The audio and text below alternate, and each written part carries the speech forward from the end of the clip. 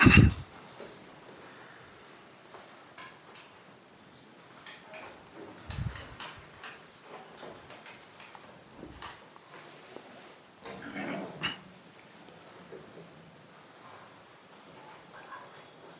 ಗುರುಗಳನ್ನು ಸ್ಮರಿಸಿ ಸರ್ವರ ಅಂತರಂಗದಲ್ಲಿ ದೇದೀಪ್ಯಮಾನವಾಗಿ ಬೆಳಗುತ್ತಿರುವಂತಹ ಪರಮಾತ್ಮ ಚೈತನ್ಯಕ್ಕೆ ನಮಸ್ಕರಿಸಿ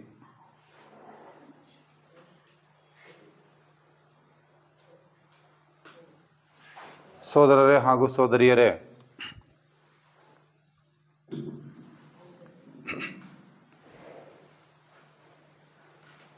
ಈಗಾಗಲೇ ನಮ್ಮ ನಿರ್ದೇಶಕರು ಇಡೀ ವ್ಯಾಸಂಗಗೋಷ್ಠಿಯ ಒಂದು ಸ್ಥೂಲವಾದ ಪರಿಚಯವನ್ನು ಮಾಡಿಕೊಟ್ಟಿದ್ದಾರೆ.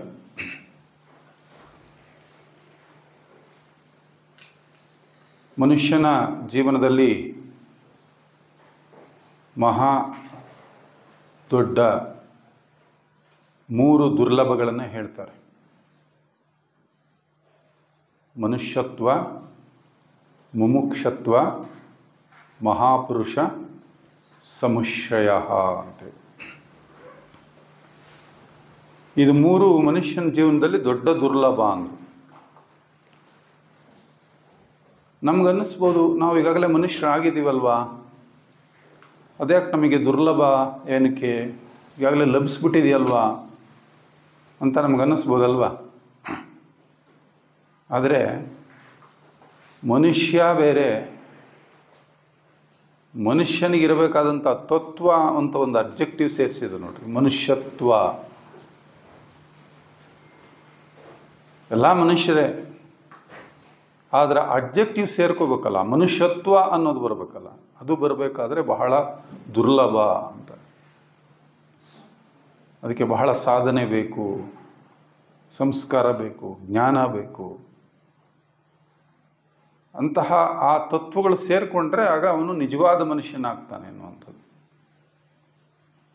ಆ ನಂತರದಲ್ಲಿ ಮುಮುಕ್ಷತ್ವ.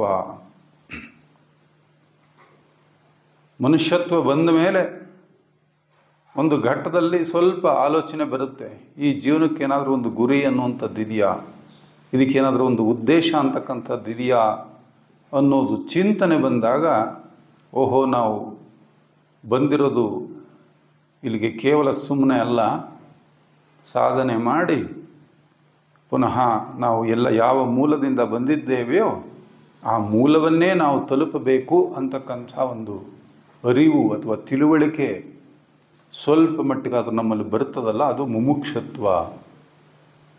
ಅದು 2ನೇ ಘಟ್ಟ. ಇದು 2 ಆದಮೇಲೆ ಇನ್ನೊಂದು ಮಹಾ ದೊಡ್ಡ ದುರ್ಲಭ ಅಂದರೆ ಮಹಾಪುರುಷ ಸಮುಶ್ರಯ.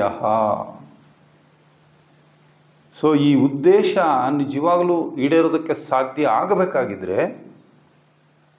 ಆ ಮುಮುಕ್ಷತ್ವ ಅನ್ನುವಂಥದ್ದು ಇದೆಯಲ್ಲ, ಆ ಜೀವನದ ಉದ್ದೇಶವನ್ನು ಸಮರ್ಪಕವಾಗಿ ಅರ್ಥ ಮಾಡಿಕೊಂಡು ಅದನ್ನು ಸಾಧಿಸಬೇಕಾಗಿದ್ರೆ ನಮಗೆ ಯಾರು ಬೇಕು? ಮಹಾಪುರುಷ ಸಮುಶ್ರಯ. ಅಂತಹ ಮಹಾತ್ಮರ ಆಶ್ರಯ ನಮಗೆ ಸಿಗಬೇಕಂತೆ. ಅದನ್ನೇ ಥಿಯೋಸಾಫಿಕಲ್ ಸೊಸೈಟಿನಲ್ಲಿ ಗುರುಗಳು ಮಹಾತ್ಮರು ಅಂತ ನಾವು ಹೇಳ್ತೇವೆ. ಇದು ಸಿಗೋದಿದೆಯಲ್ಲ, ಇದು ಇನ್ನೂ ದೊಡ್ಡ ದುರ್ಲಭ ಅಂತಾರೆ. ಸ್ವಲ್ಪ ಈ ವಿಚಾರದಲ್ಲಿ ನಾವು ಸ್ವಲ್ಪ ಸಮಾಧಾನವಾಗಿರ್ಬೋದು ಅಂತ ಅಂದುಕೊಳ್ತೀನಿ ನಾನು. ಕಾರಣ, ಈ ಒಂದು ಮಹಾಯಾತ್ರೆಯಲ್ಲಿ ನಾವು ಸ್ವಲ್ಪ ಕ್ರಮಿಸಿ ಒಂದು ಮಟ್ಟಕ್ಕಾದರೂ ಕೂಡ ಆ ಮನುಷ್ಯತ್ವ ಅದು ಇರೋದರಿಂದನೇ ನಾವು ಇಂಥ ಒಂದು ಸಂಸ್ಥೆಗೆ ಅಥವಾ ಇಂಥ ಒಂದು ಸಂಪರ್ಕಕ್ಕೆ ನಮಗೆ ಬರೋದಕ್ಕೆ ಸಾಧ್ಯವಾಗಿದೆ. ಆ ದೃಷ್ಟಿಯಲ್ಲಿ ಒಂದು ಮಟ್ಟಕ್ಕೆ ನಾವು ಸ್ವಲ್ಪ ಸಮಾಧಾನ ಪಟ್ಕೋಬೋದೇನೋ ಅಂತ ಅನಿಸುತ್ತೆ. ಇನ್ನು 2ನೇ ವಿಷಯವಾಗಿ ನೋಡಿದ್ರು ಎಲ್ಲೋ ಒಂದು ಕಡೆ ಸ್ವಲ್ಪ ಮುಸ್ಕಾಗಿ ಆದರೂ ಕೂಡ ನಮಗೆ ಅದರ ಅರಿವು ಬಂದಿದೆ. ಇದು ಜೀವನ ಅಂದರೆ ಕೇವಲ ಉಂಡುಟ್ಟು ಸುಖವಾಗಿದ್ದು ಒಂದಿನ ಹೋಗುವಂಥ ಒಂದು ಸ್ಥಿತಿ ಅಲ್ಲ, ಇದಕ್ಕೆ ಯಾವುದೋ ಒಂದು ಬೇರೆ ಆಯಾಮ ಇದೆ ಅನ್ನೋವಂಥದ್ದು ಒಂದು ಮಟ್ಟಕ್ಕೆ ಸ್ವಲ್ಪ ತಿಳುವಳಿಕೆ ಬಂದಿದೆ ಅಂತಲೂ ಅಂದ್ಕೊಳ್ಬೋದು. ಹಾಗಾಗಿ ಅದು ಒಂದು ಸಮಾಧಾನ. ಇನ್ನು ಮೂರನೇ ವಿಷಯದಲ್ಲಿ ಸಮಾಧಾನ ಏನು? ಮಹಾಪುರುಷ ಸಮುಶ್ರಯ ಅನ್ನೋದರಲ್ಲಿ ಏನು ಸಮಾಧಾನ ಅಂದರೆ, ನಾವೆಲ್ಲರೂ ಕೂಡ ಥಿಯೋಸಾಫಿಕಲ್ ಸೊಸೈಟಿಯ ಸದಸ್ಯರು. ಈ ಸಂಸ್ಥೆಯ ಸ್ಥಾಪನೆಯ ಹಿಂದೆ ಇರ್ತಕ್ಕಂಥವ್ರು ಯಾರು?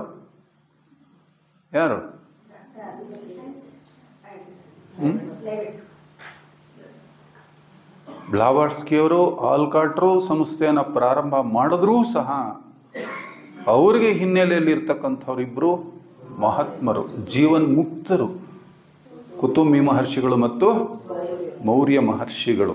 ಅವರು ಸ್ಥಾಪನೆ ಮಾಡಿರೋ ಸಂಸ್ಥೆನಲ್ಲಿ ನಾವು ಸದಸ್ಯರಾಗಿದ್ದೇವೆ ಅಂದರೆ, ನಮಗೆ ಅರಿವಿದ್ದೋ ನಮಗೆ ಅರಿವಿಲ್ಲದೇನೋ ಅವರ ಕೃಪಾಶ್ರಯದಲ್ಲಿ ನಾವಿದ್ದೇವೆ ಅಂದರೆ ಇದು ಹೆಮ್ಮೆ ಸಂಗತಿ ಹೌದೋ ಅಲ್ವ?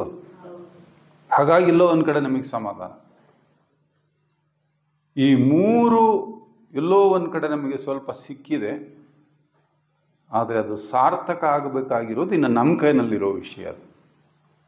ಅದನ್ನು ಸಾರ್ಥಕ ನಾವು ಮಾಡ್ಕೋಬೇಕು. ಆ ಹಿನ್ನೆಲೆಯಲ್ಲಿ ಈ ಗೋಷ್ಠಿಯಲ್ಲಿ ಬರ್ತಾ ಇರತಕ್ಕಂಥ ಎಲ್ಲ ವಿಚಾರಗಳು ನಮ್ಮನ್ನು ನಮ್ಮ ಏನು ಜೀವನದ ಒಂದು ಗುರಿ ಇದೆ, ನಾವು ತಲುಪಬೇಕಾದಂತಹ ಆ ಗುರಿಯ ಕಡೆಗೆ ಕರೆದುಕೊಂಡೋಗೋದಕ್ಕೆ ಬೇಕಾಗಿರ್ತಕ್ಕಂತಹ ಎಲ್ಲ ಮಾರ್ಗದರ್ಶನಗಳನ್ನೂ ಕೂಡ ಆಯ್ಕೆ ಮಾಡಿಕೊಂಡಿರ್ತಕ್ಕಂತಹ 3 ಗ್ರಂಥಗಳು ನಮಗೆ ಖಂಡಿತವಾಗಲೂ ಕೊಡ್ತವೆ. ಅದರಲ್ಲಿಗ ಮೊದಲನೇದೇನೆ ಪರಮಗುರು ಚರಣ ಸನ್ನಿಧಿ ಅನ್ನುವಂಥ ಗ್ರಂಥ. ಆ ಗ್ರಂಥದ ಮೊದಲನೆಯ ಭಾಗವಾಗಿರ್ತಕ್ಕಂಥ ಆ ವಿವೇಕ ಅನ್ನುವಂಥ ವಿಷಯವನ್ನು ಕುರಿತು ನಮ್ಮ ಸೋದರಿ ಡಾಕ್ಟರ್ ಜ್ಯೋತಿ ನಾಗೇಶ್ರವರು, ಅವರು ಬಹುಶಃ ನೀವೆಲ್ಲರೂ ಪರಿಚಿತರೆ, ಎಲ್ಲರಿಗೂ ಕೂಡ ಪರಿಚಿತರೆ. ಅವ್ರನ್ನ ಪರಿಚಯ ಮಾಡಿಕೊಡ್ಬೇಕಾದ ಅವಶ್ಯಕತೆ ಖಂಡಿತ ಇಲ್ಲ. ಒಬ್ಬ ಅತ್ಯಂತ ಸಂಸ್ಕಾರಿ ಜೀವಾತ್ಮರ ಒಂದು ಮಗಳಾಗಿ ಹುಟ್ಟಿ, ಅವರ ಏನು ಮಾರ್ಗದರ್ಶನ ಇದೆ ಆ ಮಾರ್ಗದರ್ಶನದಲ್ಲಿ ಅವರು ಕೂಡ ಹೆಜ್ಜೆ ಇಡ್ತಾ ಶರಣ ಸಾಹಿತ್ಯದಲ್ಲಿ ಒಂದು ಮಾತು ಹೇಳ್ತಾರೆ, ಸತಿಪತಿಗಳೊಂದಾದ ಭಕ್ತಿ ಹಿತವೊಪ್ಪುದು ಶಿವಂಗೆ ಅಂತ. ಹಾಗೆ ಅವರು ಸತಿಪತಿಗಳು ಇರುವರೂ ಕೂಡ ಅವರ ಏನು ಹಿರಿಯರ ಮಾರ್ಗದರ್ಶನ, ಅವರ ತಂದೆ ಅವರ ಒಂದು ಮಾರ್ಗದರ್ಶನ ಇದೆ, ಆ ಮಾರ್ಗದರ್ಶನದಲ್ಲಿ ನಡೀತಾ ಇರ್ತಕ್ಕಂಥವ್ರು. ಅವರೀಗ ಆ ಮೊದಲನೇ ಭಾಗವನ್ನು ಕೊಡಬೇಕು, ಉಪನ್ಯಾಸವನ್ನು ನೀಡಬೇಕು ಅಂತೇಳಿ ಅವರನ್ನು ನಾನೀಗ ಕೇಳಿಕೊಡ್ತಾ ಇದ್ದೇನೆ.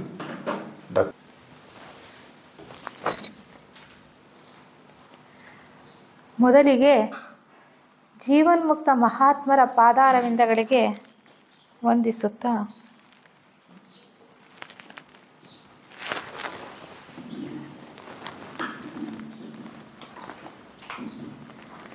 ಆತ್ಮೀಯ ಸಹೋದರ ಸಹೋದರಿಯರೇ, ಈ ಒಂದು ವಿಶೇಷವಾದಂತಹ ವ್ಯಾಸಂಗ ಗೋಷ್ಠಿಯಲ್ಲಿ ನನಗೂ ಕೂಡ ಒಂದು ಅವಕಾಶವನ್ನು ಒದಗಿಸ್ಕೊಟ್ಟಿದ್ದಾರೆ ಭಾಗವಹಿಸೋದಕ್ಕೆ ಮತ್ತು ಒಂದೆರಡು ಮಾತುಗಳನ್ನು ನಿಮ್ಮ ಜೊತೆ ಹಂಚ್ಕೊಳ್ಳೋದಕ್ಕೆ. ಈ ಗೋಷ್ಠಿಯ ನಿರ್ದೇಶಕರಾಗಿರ್ತಂತಹ ಹಿರಿಯ ಸೋದರ ಚಕ್ರೆಡ್ಡಿಯವರು, ಅವರಿಗೆ ನನ್ನ ಅನಂತ ಧನ್ಯವಾದಗಳು. ಮತ್ತು ಈ ಗೋಷ್ಠಿಯ ಮೊದಲನೆಯ ದಿನ ಚಿಂತನೆಗೆ, ವ್ಯಾಸಂಗಕ್ಕೆ ನಾವು ಆರಿಸಿಕೊಂಡಿರ್ತಕ್ಕಂತಹ ಗ್ರಂಥ ಪರಮಗುರು ಚರಣ ಸನ್ನಿಧಿಯಲ್ಲಿ.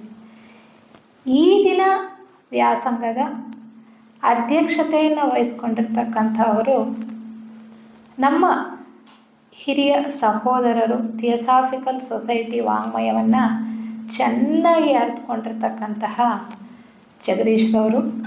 ಅವರಿಗೂ ಕೂಡ ನನ್ನ ಧನ್ಯವಾದಗಳನ್ನು ತಿಳಿಸೋದಕ್ಕೆ ಇಷ್ಟಪಡ್ತೇನೆ. ಮತ್ತು ನೀವೆಲ್ಲರೂ ಕೂಡ ಎಲ್ಲ ಕೆಲಸ ಕಾರ್ಯಗಳನ್ನು ಬಿಟ್ಟು ದೂರದ ಕರ್ನಾಟಕದಿಂದ ಈ ಒಂದು ಪವಿತ್ರವಾದಂತಹ ಸ್ಥಳಕ್ಕೆ ಬರ್ತಕ್ಕಂತಹ ಒಂದು ಅವಕಾಶವನ್ನು ಪಡ್ಕೊಂಡು ಇಲ್ಲೆಲ್ಲ ಬಂದು ಸೇರಿದ್ದೀರಾ. ಬಹಳ ಆಸಕ್ತಿಯಿಂದ ವಿಚಾರವನ್ನು ತಿಳ್ಕೊಳ್ಬೇಕು ಅನ್ನುವಂತಹ ಒಂದು ಉತ್ಸುಕತೆ ನಿಮ್ಮೆಲ್ರಿಗೂ ಇದೆ. ನಿಮಗೂ ಕೂಡ ನನಗೆ ಅನಂತ ಧನ್ಯವಾದಗಳು. ಮತ್ತು ಈ ದಿನದ ವಿಚಾರಕ್ಕೆ ಬರೋದಾದರೆ, ಪರಮಗುರು ಚರಣ ಸನ್ನಿಧಿ ಗ್ರಂಥವನ್ನು ಬರೆದಂತಹವರು ಜೆ ಕೃಷ್ಣಮೂರ್ತಿಯವರು. ನಮಗೆಲ್ಲ ಚೆನ್ನಾಗಿ ಗೊತ್ತಿದೆ. ಅವರೇ ಸ್ವತಃ ಬರೆದರ? ಇಲ್ಲ. ಅವರಿಗೆ 13ನೇ ವಯಸ್ಸಿದ್ದಾಗ ಮಹಾತ್ಮ ಕುತುಮಿಯವರು ಅವರಿಗೆ ಸೂಕ್ಷ್ಮ ದೇಹದಲ್ಲಿ ಕೊಟ್ಟಂತಹ ಬೋಧೆಯನ್ನು, ನನಗೊಬ್ಬನಿಗೆ ಅಲ್ಲ ಈ ಬೋಧೆ, ಎಲ್ಲರಿಗೂ ಕೂಡ ಈ ಬೋಧೆ ತಲುಪಬೇಕು, ಮಾನವ ಕೋಟಿಯ ಕಲ್ಯಾಣನೇ ಬಹಳ ಮುಖ್ಯ, ಆ ಒಂದು ಸದುದ್ದೇಶದಿಂದ ಅದು ಲೋಕಾರ್ಪಣೆ ಮಾಡಿದರು ಪರಮಗುರು ಚರಣ ಸನ್ನಿಧಿಯಲ್ಲಿ ಅನ್ನುವಂತಹ ಗ್ರಂಥವನ್ನು. ಅವರಿಗೆ 13ನೇ ವಯಸ್ಸಿನಲ್ಲಿ ಕುತುಮಿ ಮಹಾತ್ಮರು ಕೊಟ್ಟಂತಹ ಸಂದೇಶ, ಚಿಕ್ಕ ಪುಸ್ತಕ.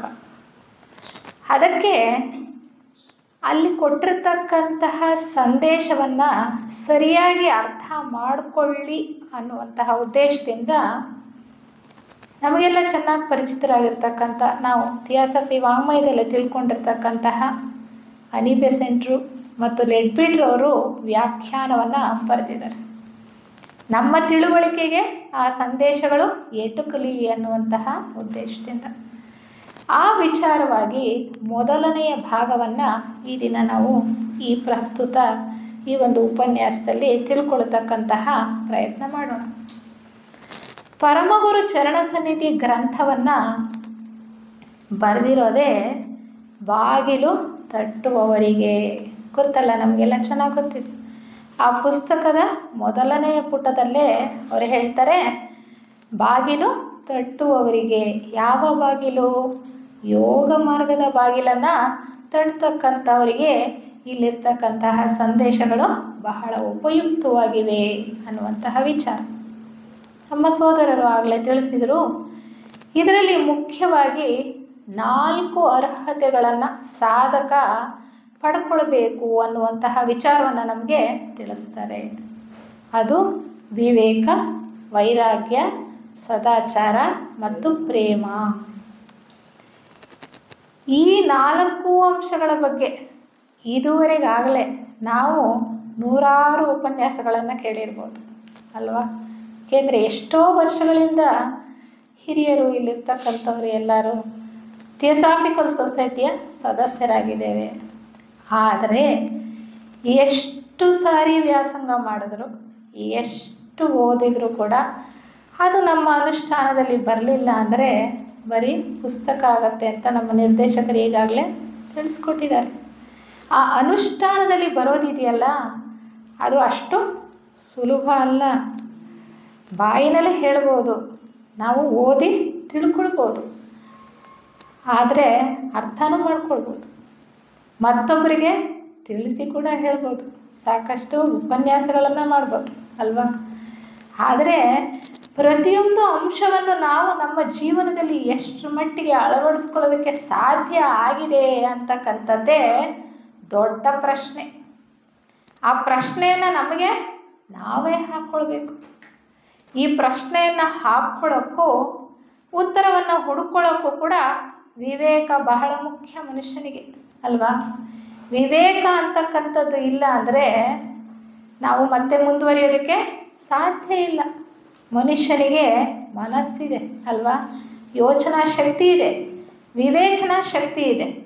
ಹಾಗಾಗಿ ಆ ವಿವೇಕವನ್ನು ಉಪಯೋಗಿಸಿ, ಆ ವಿವೇಚನೆಯನ್ನು ಉಪಯೋಗಿಸಿ ನಾವು ಮಹಾತ್ಮರು ಕೊಟ್ಟಿರ್ತಕ್ಕಂತಹ ಸಂದೇಶವನ್ನು, ವಿಚಾರವನ್ನು ನಮ್ಮ ಜೀವನದಲ್ಲಿ ಅಳವಡಿಸ್ಕೊಳ್ಬೇಕು ಅಂದರೆ ಈ ರೀತಿ ನಡೀತಕ್ಕಂತಹ ಪ್ರತಿಯೊಂದು ವ್ಯಾಸಂಗ ಗೋಷ್ಠಿಯಲ್ಲೂ ಕೂಡ ಇನ್ನೂ ಆಳವಾಗಿ ವಿಚಾರವನ್ನು ಅರ್ಥ ಮಾಡಿಕೊಳ್ತಕ್ಕಂತಹ ಪ್ರಯತ್ನ ಮಾಡಬೇಕು. ಯಾಕೆಂದರೆ ಸಾಕಷ್ಟು ಹಿರಿಯರು ಅನೇಕ ಸಾರಿ ಹೇಳ್ತಾರೆ, ಯಾವುದೇ ಒಂದು ಪುಸ್ತಕವನ್ನು ನಾವು ಓದಿದ್ರೂ ಕೂಡ ಮತ್ತೊಮ್ಮೆ ಓದಿದಾಗ ಇನ್ನೂ ಹೆಚ್ಚಿನ ಮಟ್ಟದಲ್ಲಿ ನಮಗೆ ಅರ್ಥ ಆಗ್ತಕ್ಕಂಥದ್ದು.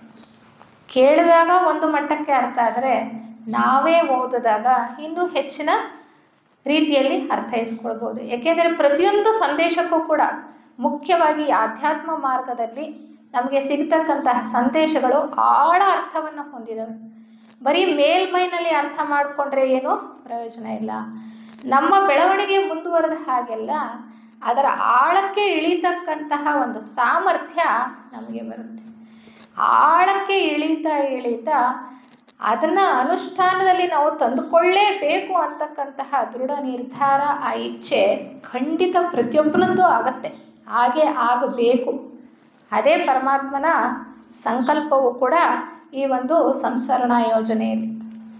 ಆ ಒಂದು ದೃಷ್ಟಿಯಲ್ಲಿ ವಿವೇಕ ಅಂದರೆ ಏನು, ಅಲ್ಲಿ ನಾವು ಯಾವ ಅಂಶಗಳನ್ನು ಗಮನಿಸಬೇಕಾಗಿದೆ, ನಾವು ಹೇಗೆ ಅದನ್ನು ನಮ್ಮ ಜೀವನದಲ್ಲಿ ಅಳವಡಿಸ್ಕೊಳ್ಬಹುದು ಅನ್ನುವಂತಹ ವಿಚಾರವನ್ನು ಸೂಕ್ಷ್ಮವಾಗಿ ತಿಳ್ಕೊಳ್ಳೋಣ. ಈ ಗ್ರಂಥದಲ್ಲಿ ಮುಖ್ಯವಾಗಿ ವಿವೇಕ ಅನ್ನುವಂತಹ ವಿಚಾರವನ್ನು ಅವರು ನಿತ್ಯ ವಿವೇಚನೆ ಅಂತ ಹೇಳ್ತಾರೆ. ವಿವೇಕ ಅಂದರೆ ಏನು? ನಿತ್ಯ ವಿವೇಚನೆ ಅಥವಾ ಸದಸತ್ ವಿವೇಕ ಅಂತ ಕೂಡ ಹೇಳ್ತಾರೆ. ನಿತ್ಯ ಮತ್ತು ಅನಿತ್ಯ, ಯಾವುದು ನಿತ್ಯ ಯಾವುದು ಅನಿತ್ಯ ಅಂದರೆ ಯಾವುದು ಶಾಶ್ವತ ಯಾವುದು ಅಶಾಶ್ವತ ಅಂತಕ್ಕಂತಹ ವಿವೇಕ ಅನ್ನುವಂತಹ ವಿಚಾರ ವಿವೇಚನೆಯನ್ನು ಆಧ್ಯಾತ್ಮ ಸಾಧಕ ಖಂಡಿತವಾಗಲೂ ಗಳಿಸ್ಕೊಳ್ಳೇಬೇಕು. ಅದೇ ಮೊದಲನೆಯ ಸಾಮರ್ಥ್ಯ. ಆ ವಿವೇಕನೇ ಇಲ್ಲದೆ ಹೋದರೆ ನಮ್ಮ ಜೀವನ ಹೇಗೆ ಸಾರ್ಥಕ ಆಗೋದಕ್ಕೆ ಸಾಧ್ಯ? ಆ ದೃಷ್ಟಿಯಿಂದ ನಾವು ಈ ವಿಚಾರಗಳನ್ನು ತಿಳ್ಕೊಳ್ಳೇಬೇಕಾಗಿದೆ. ವಿವೇಕ ಅನ್ನಂತಹ ಪದಕ್ಕೆ ಬಹಳ ಆಳವಾದ ಅರ್ಥ ಇದೆ, ಬಹಳ ಅಗಾಧವಾದ ಅರ್ಥ ಇದೆ. ಸದ್ಯ ಈ ಒಂದು ಗೋಷ್ಠಿಯಲ್ಲಿ ನಾವು ಮುಂದುವರಿತಾ ಚೆನ್ನಾಗಿ ಮನವರಿಕೆ ಆಗುತ್ತೆ. ಯಾವ ಹಂತದ ತನಕ ವಿವೇಕ, ಎಲ್ಲಿ ವಿವೇಕ ಸರಿ, ಎಲ್ಲಿ ನಮಗೆ ಪೂರ್ತಿ ಯಥಾರ್ಥ ದರ್ಶನದ ವಿವೇಕ ಸಿಗುತ್ತೆ ಅನ್ನುವಂಥ ವಿಚಾರ ನಮಗೆ ಮುಂದುವರಿತಾ ಗೊತ್ತಾಗತ್ತೆ. ಈ ನಿತ್ಯಾನಿತ್ಯ ವಿವೇಚನೆ ಅಂತಕ್ಕಂಥದ್ದು ಇದೆಯಲ್ಲ, ನಿತ್ಯ ಅಂದರೆ ನಾವು ಥಿಯೋಸಾಫಿಕಲ್ ಸದಸ್ಯರಾಗಿ ಚೆನ್ನಾಗಿ ತಿಳ್ಕೊಂಡಿದ್ದೀವಿ ಅಲ್ವಾ? ಯಾವುದು ಶಾಶ್ವತ? ನಮ್ಮ ದೇಹ ಶಾಶ್ವತನಾ? ಅಥವಾ ನಾವು ತಿಳ್ಕೊಂಡಿದ್ದೀವಿ ಈಗಾಗಲೇ ಈ ಸ್ಥೂಲ ದೇಹದ ಜೊತೆಗೆ ಸೂಕ್ಷ್ಮ ದೇಹಗಳು ಕೂಡ ನಮಗೆ ಇದೆ. ಆ ದೇಹಗಳು ಶಾಶ್ವತನಾ? ಪ್ರಸ್ತುತ ಈ ದೇಹಾತ್ಮ ಭಾವದಲ್ಲಿ ನಾವೆಲ್ಲ ಜೀವನ ಮಾಡ್ತಾ ಇದ್ದೇವೆ ಅಲ್ವಾ? ಮುಖ್ಯವಾಗಿ ನಮ್ಮ ಇಲ್ಲಿ ಕೆಲಸ ಮಾಡ್ತಾ ಇರ್ತಕ್ಕಂಥದ್ದು ಕೆಳಮನಸ್ಸು, ರಾಗಭಾವಗಳು ಮತ್ತು ಸ್ಥೂಲ ದೇಹ. ಈ ಕೆಳಮನಸ್ಸಿನಲ್ಲಿ ಮತ್ತೆ ನಾವು ಈಗ ಕೆಲಸ ಮಾಡ್ತಾ ಇದ್ದೇವೆ. ಆದರೆ ಈ ದೇಹಗಳೇ ನಾವ ಅಥವಾ ನಾನು ಅಂತಕ್ಕಂಥ ಯಾರು, ನಾನು ಬೇರೆನಾ ಅನ್ನುವಂತಹ ವಿವೇಕ ತುಂಬ ಮುಖ್ಯ. ಯಾವುದು ಸರಿ ಯಾವುದು ತಪ್ಪು ಅನ್ನೋದನ್ನು ಖಚಿತವಾಗಿ ವಿಂಗಡಿಸಿ ತಿಳ್ಕೊಳ್ತಕ್ಕಂತಹ ಸಾಮರ್ಥ್ಯವನ್ನು ಕೂಡ ನಾವು ಪಡ್ಕೊಳ್ಬೇಕು.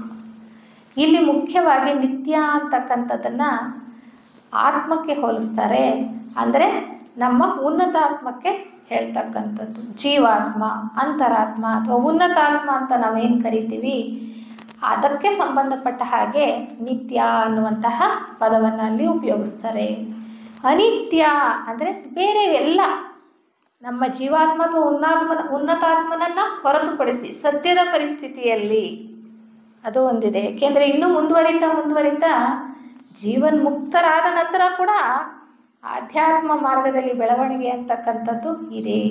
ಸದ್ಯಕ್ಕೆ ಹೊರಗಡೆ ಕಾಣಿಸ್ತಕ್ಕಂತಹ ಪ್ರಾಪಂಚಿಕ ವಸ್ತು ವಿಷಯಗಳೆಲ್ಲವೂ ಕೂಡ ಅನಿತ್ಯವೇ.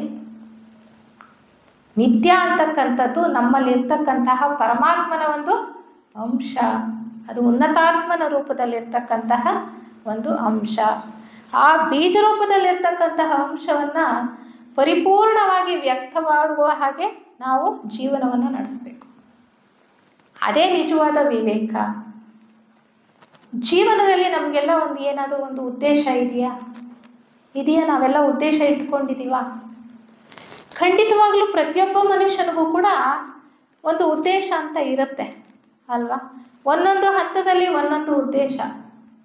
ಬಾಲ್ಯದಲ್ಲಿ ಆತ ಇನ್ನು ಶಾಲೆಗೆ ಹೋಗಿ ಕಲಿತಾ ಇರುವಾಗ ನಾನು ಇಲ್ಲಿ ಪಾಸಾಗಬೇಕು, ಮುಂದಿನ ತರಗತಿಗೆ ಹೋಗಬೇಕು ಅನ್ನುವಂತಹ ಉದ್ದೇಶ. ಇನ್ನು ಮುಂದುವರಿತಾ ಒಳ್ಳೆಯ ಒಂದು ಪದವಿಯನ್ನು ಗಳಿಸ್ಕೊಳ್ಬೇಕು, ನಾನು ಉನ್ನತ ಸ್ಥಾನವನ್ನು ಪಡ್ಕೊಳ್ಬೇಕು, ಒಂದು ಉನ್ನತ ಸ್ಥಾನಮಾನವನ್ನು ಗಳಿಸ್ಬೇಕು, ಅಧಿಕಾರ ಗಳಿಸ್ಬೇಕು, ನಾನು ಆಸ್ತಿ ಮಾಡಬೇಕು, ಹಣ ಸಂಪಾದನೆ ಮಾಡಬೇಕು. ಇವೆಲ್ಲ ಉದ್ದೇಶಗಳನ್ನು ನಾವು ಸಾಮಾನ್ಯ ಜನರು ಇಟ್ಕೊಳ್ತಕ್ಕಂತಹ ಉದ್ದೇಶ ಅಲ್ವಾ.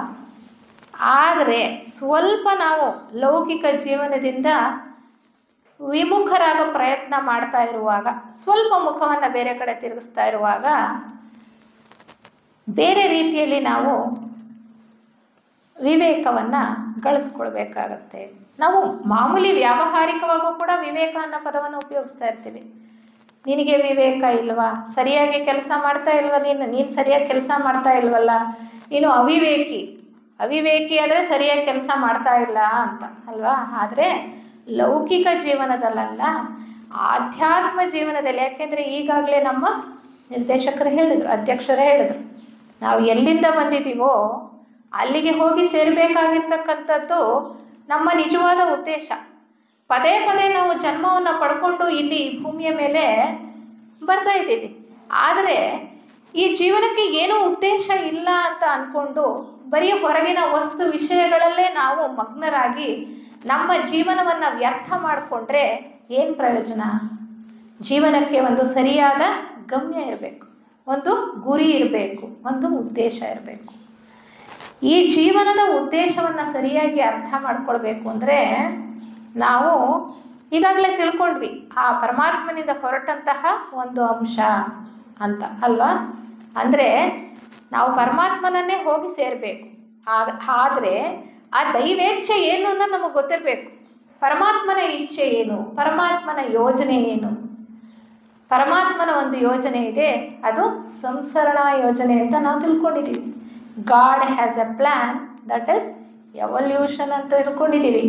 ಪ್ರತಿಯೊಬ್ಬ ಮನುಷ್ಯನೂ ಕೂಡ ಈ ಒಂದು ಯೋಜನೆಯಲ್ಲಿ ವಿಕಾಸ ಹೊಂದಿ, ಪ್ರಜ್ಞೆಯಲ್ಲಿ ಮುಖ್ಯವಾಗಿ ವಿಕಾಸ ಹೊಂದಿ, ನಮ್ಮ ಗಮ್ಯ ಯಾವುದು, ನಾವು ಎಲ್ಲಿಂದ ಬಂದಿದ್ದೀವೋ, ಪರಮಾತ್ಮನ ಒಂದು ಅಂಶವಾಗಿ ಸಿಡಿದು ಬಂದಿದ್ದೀವೋ ಅಲ್ಲಿಗೆ ಹೋಗಿ ಸೇರ್ತಕ್ಕಂಥದ್ದು. ಅಂದರೆ ದೈವೇಚ್ಛೆ ಏನು ಅಂತಕ್ಕಂಥದ್ದನ್ನು ನಾವು ಸರಿಯಾಗಿ ಅರ್ಥೈಸ್ಕೊಳ್ಬೇಕು.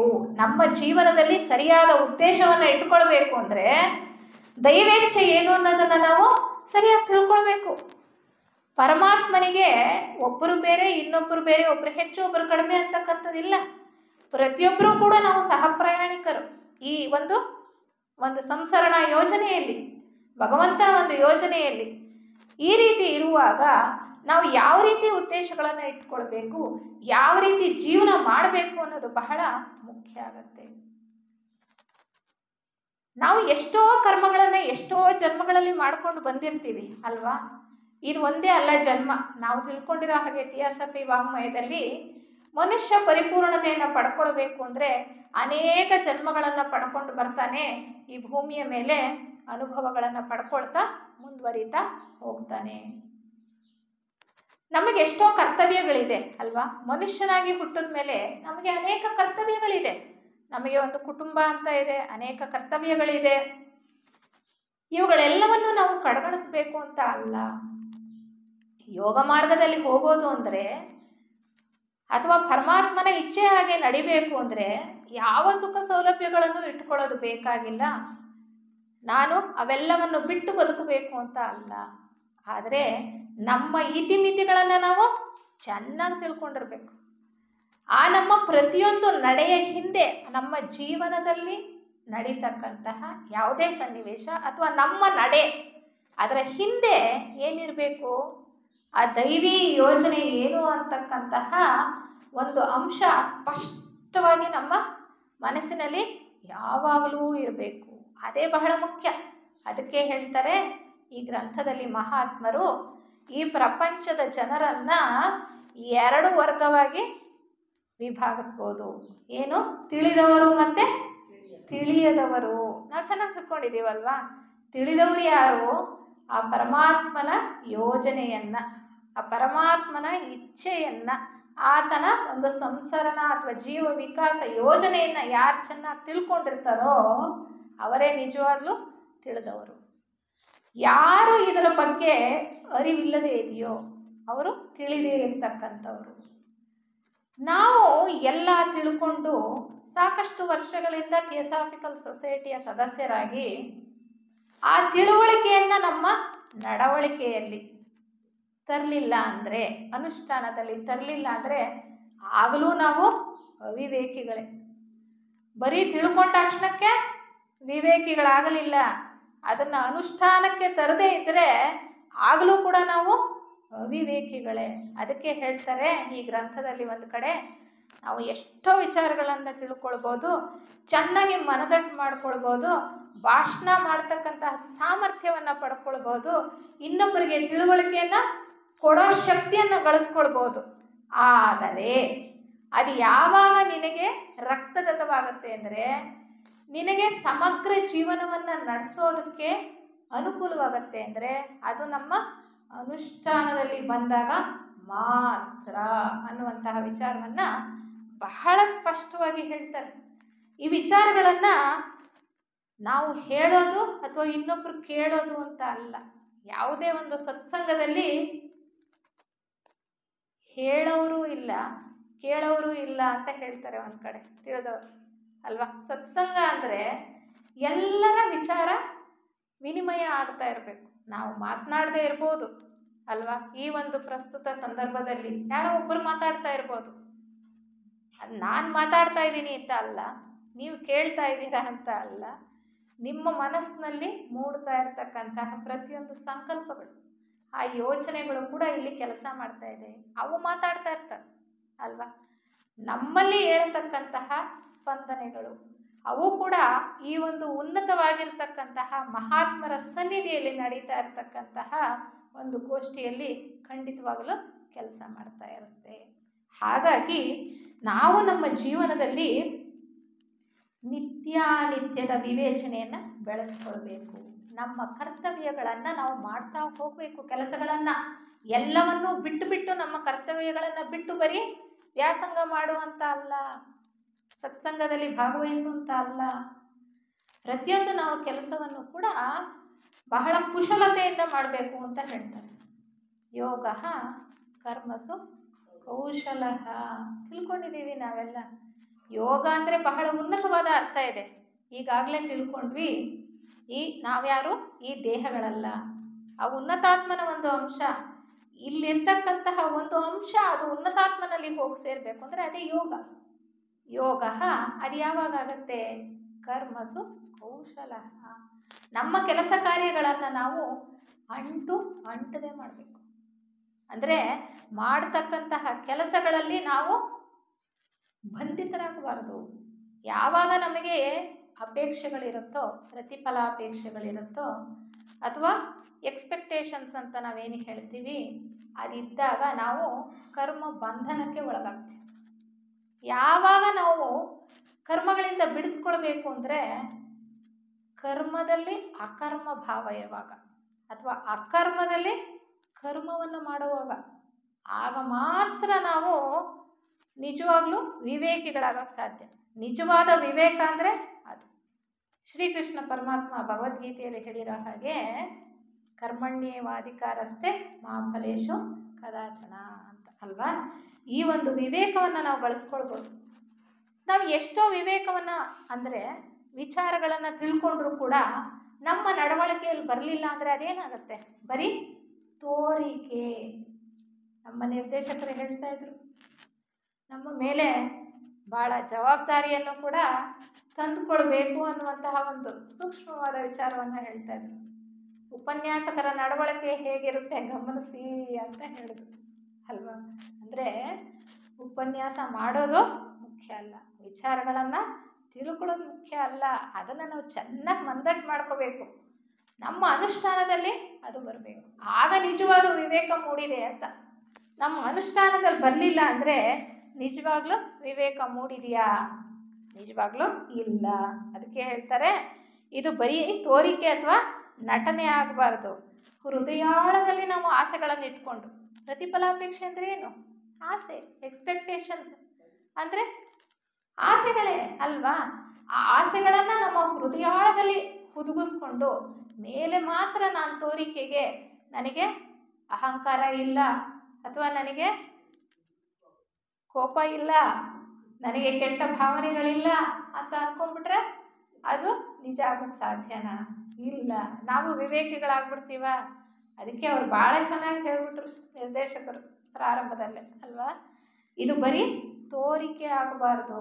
ಯಾರೋ ನನ್ನನ್ನು ಗಮನಿಸ್ತಾ ಇದ್ದಾರೆ, ನಾನು ವ್ಯಾಸಂಗ ಶಿಬಿರಕ್ಕೆ ಬಂದಿದ್ದೀನಿ, ನಾನೊಂದು ಉಪನ್ಯಾಸನ ಕೊಡ್ತಾ ಇದ್ದೀನಿ, ನಾನು ತುಂಬ ಹುಷಾರಾಗಿರ್ಬೇಕಪ್ಪ, ನನ್ನನ್ನು ಗಮನಿಸ್ತಾ ಇದ್ದಾರೆ ಯಾರೋ, ನಾನು ಹೆಂಗೆ ಮಾತಾಡ್ತಾ ಇದ್ದೀನಿ, ನಾನು ಹೆಂಗೆ ಊಟ ಮಾಡ್ತಾ ಇದ್ದೀನಿ ಅಥವಾ ನನ್ನ ನಡವಳಿಕೆ ಹೇಗಿದೆ ಅನ್ನೋದಲ್ಲ. ಇದು ಒಂದು ದಿನದ್ದು ಅಥವಾ ಒಂದು ಗೋಷ್ಠಿಯದ್ದು ವಿಚಾರ ಆಗಬಾರದು. ಪ್ರತಿದಿನ ಪ್ರತಿನಿತ್ಯ ನಮ್ಮ ಜೀವನದಲ್ಲಿ ಆ ವಿವೇಕವನ್ನು ನಾವು ತಂದುಕೊಳ್ಬೇಕು.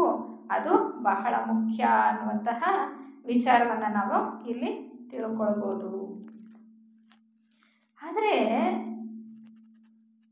ನಾವು ಅಂದ್ಕೊಳ್ತೀವಿ, ಎಷ್ಟೊಂದು ವಿಚಾರಗಳನ್ನು ತಿಳ್ಕೊಳ್ತೀವಲ್ವ, ನಡಿಬೇಕು ಅಂತಲೂ ಅಂದ್ಕೊಳ್ತೀವಿ. ಆ ರೀತಿ ನಡಿಬೇಕು, ನಮ್ಮ ಅನುಷ್ಠಾನದಲ್ಲಿ ನಾವು ಅದನ್ನೆಲ್ಲ ತಂದುಕೊಳ್ಬೇಕು ಅಂತ ಅಂದ್ಕೊಳ್ತೀವಿ. ಆದರೆ ಆಗಲ್ಲ. ಆಗುತ್ತಾ? ಕಷ್ಟ. ಆದರೆ ಸಾಧ್ಯ. ಯಾಕೆ ಆಗುತ್ತಾ ಇಲ್ಲ? ಆ ವಿವೇಕನೂ ನಮಗಿರಬೇಕು. ಯಾಕೆ ಆಗುತ್ತಾ ಇಲ್ಲ? ಆ ವಿವೇಕ ಇಲ್ಲದೆ ಇದ್ದರೆ ನಾವು ಹೇಗೆ ವಿವೇಕಿಗಳಾಗಕ್ಕೆ ಸಾಧ್ಯ? ಅದಕ್ಕೆ ಮಾನವನ ಸ್ವರೂಪದ ಬಗ್ಗೆ ನಾವು ಚೆನ್ನಾಗಿ ತಿಳ್ಕೊಳ್ಬೇಕು. ಮನುಷ್ಯನಿಗೆ ಈ ಸ್ಥೂಲ ದೇಹ ಒಂದೇ ಅಲ್ಲ, ಸೂಕ್ಷ್ಮ ದೇಹಗಳು ಕೂಡ ಇದೆ. ಪ್ರಸ್ತುತ ನಾವು ಹೇಗೆ ಜೀವನ ಮಾಡ್ತಾ ಇದ್ದೀವಿ? ಸ್ಥೂಲ ದೇಹದಲ್ಲಿ ಸ್ಥೂಲ ದೇಹವನ್ನು ಉಪಯೋಗಿಸ್ಕೊಂಡು ನಮಗೆ ರಾಗ ಭಾವಗಳು ಇದೆ, ನಮಗೆ ಯೋಚನಾ ಶಕ್ತಿನೂ ಇದೆ, ಮನಸ್ಸು ಇದೆ, ಇನ್ನೂ ಇದೆ ನಮಗೆ. ಇನ್ನೂ ಮನಸ್ಸಿನ ಆಚೆಯ ಒಂದು ಕ್ಷೇತ್ರನೂ ಇದೆ, ಅಲ್ಲೂ ಕೂಡ ನಮಗೆ ದೇಹಗಳಿದೆ. ಅದರ ಕಡೆ ಗಮನ ಆಗಲಿ, ಪರಿಚಯವಾಗಲಿ ನಮಗಿನ್ನೂ ಆಗಿಲ್ಲ. ಸದ್ಯದ ಪರಿಸ್ಥಿತಿಯಲ್ಲಿ ಮನಸ್ಸಿನಿಂದ ಮನಸಾತೀತ ಸ್ಥಿತಿಗೆ ನಾವು ನಮ್ಮ ಪ್ರಜ್ಞೆಯನ್ನು ಕೊಂಡೊಯ್ತಕ್ಕಂತಹ ಪ್ರಯತ್ನವನ್ನು ಮಾಡಬೇಕಾಗಿದೆ. ಅದಕ್ಕೆ ನಮಗೆ ಸರಿಯಾದ ವಿವೇಚನೆ ಬೇಕಾಗಿದೆ. ಯಾವ ವಿವೇಚನೆ? ನಾನು ಈ ದೇಹಗಳಲ್ಲ, ನಾನು ಈ ಸ್ಥೂಲ ದೇಹ ಅಲ್ಲ, ನಾನು ಈ ರಾಗಭಾವಗಳಲ್ಲ, ನಾನು ಈ ಮನಸ್ಸಲ್ಲ ಅನ್ನುವಂತಹ ಸರಿಯಾದ ವಿವೇಕ ನಮಗೆ ಮೂಡಬೇಕಾಗಿದೆ. ಓದುವಾಗ ನಮಗೆ ಅರ್ಥ ಆಗುತ್ತೆ. ಆದರೆ ಯಾರೋ ಒಬ್ಬರು ನಮಗೆ ಬೈದಿದ ತಕ್ಷಣ ನಮಗೂ ಸಿಟ್ಟು ಬಂದ್ಬಿಡುತ್ತೆ. ಹೌದಾ? ನಾವು ಎದುರುತ್ತರ ಏನಾದರೂ ಒಂದು ಕೊಟ್ಟು ಬಿಡ್ತೇವೆ. ಅಥವಾ ಯಾವುದೋ ಒಂದು ಮುಖ್ಯವಾಗಿರ್ತಕ್ಕಂತಹ ವಿಚಾರ ಇದ್ದಾಗ, ಕೆಲಸ ಇದ್ದಾಗ ನಾವು ಮುಂದುವರೆದು ನಾವು ಆ ಕೆಲಸನ ಮಾಡ್ತೀವ? ಎಷ್ಟೋ ಸರಿ ಮಾಡಿರಲ್ಲ.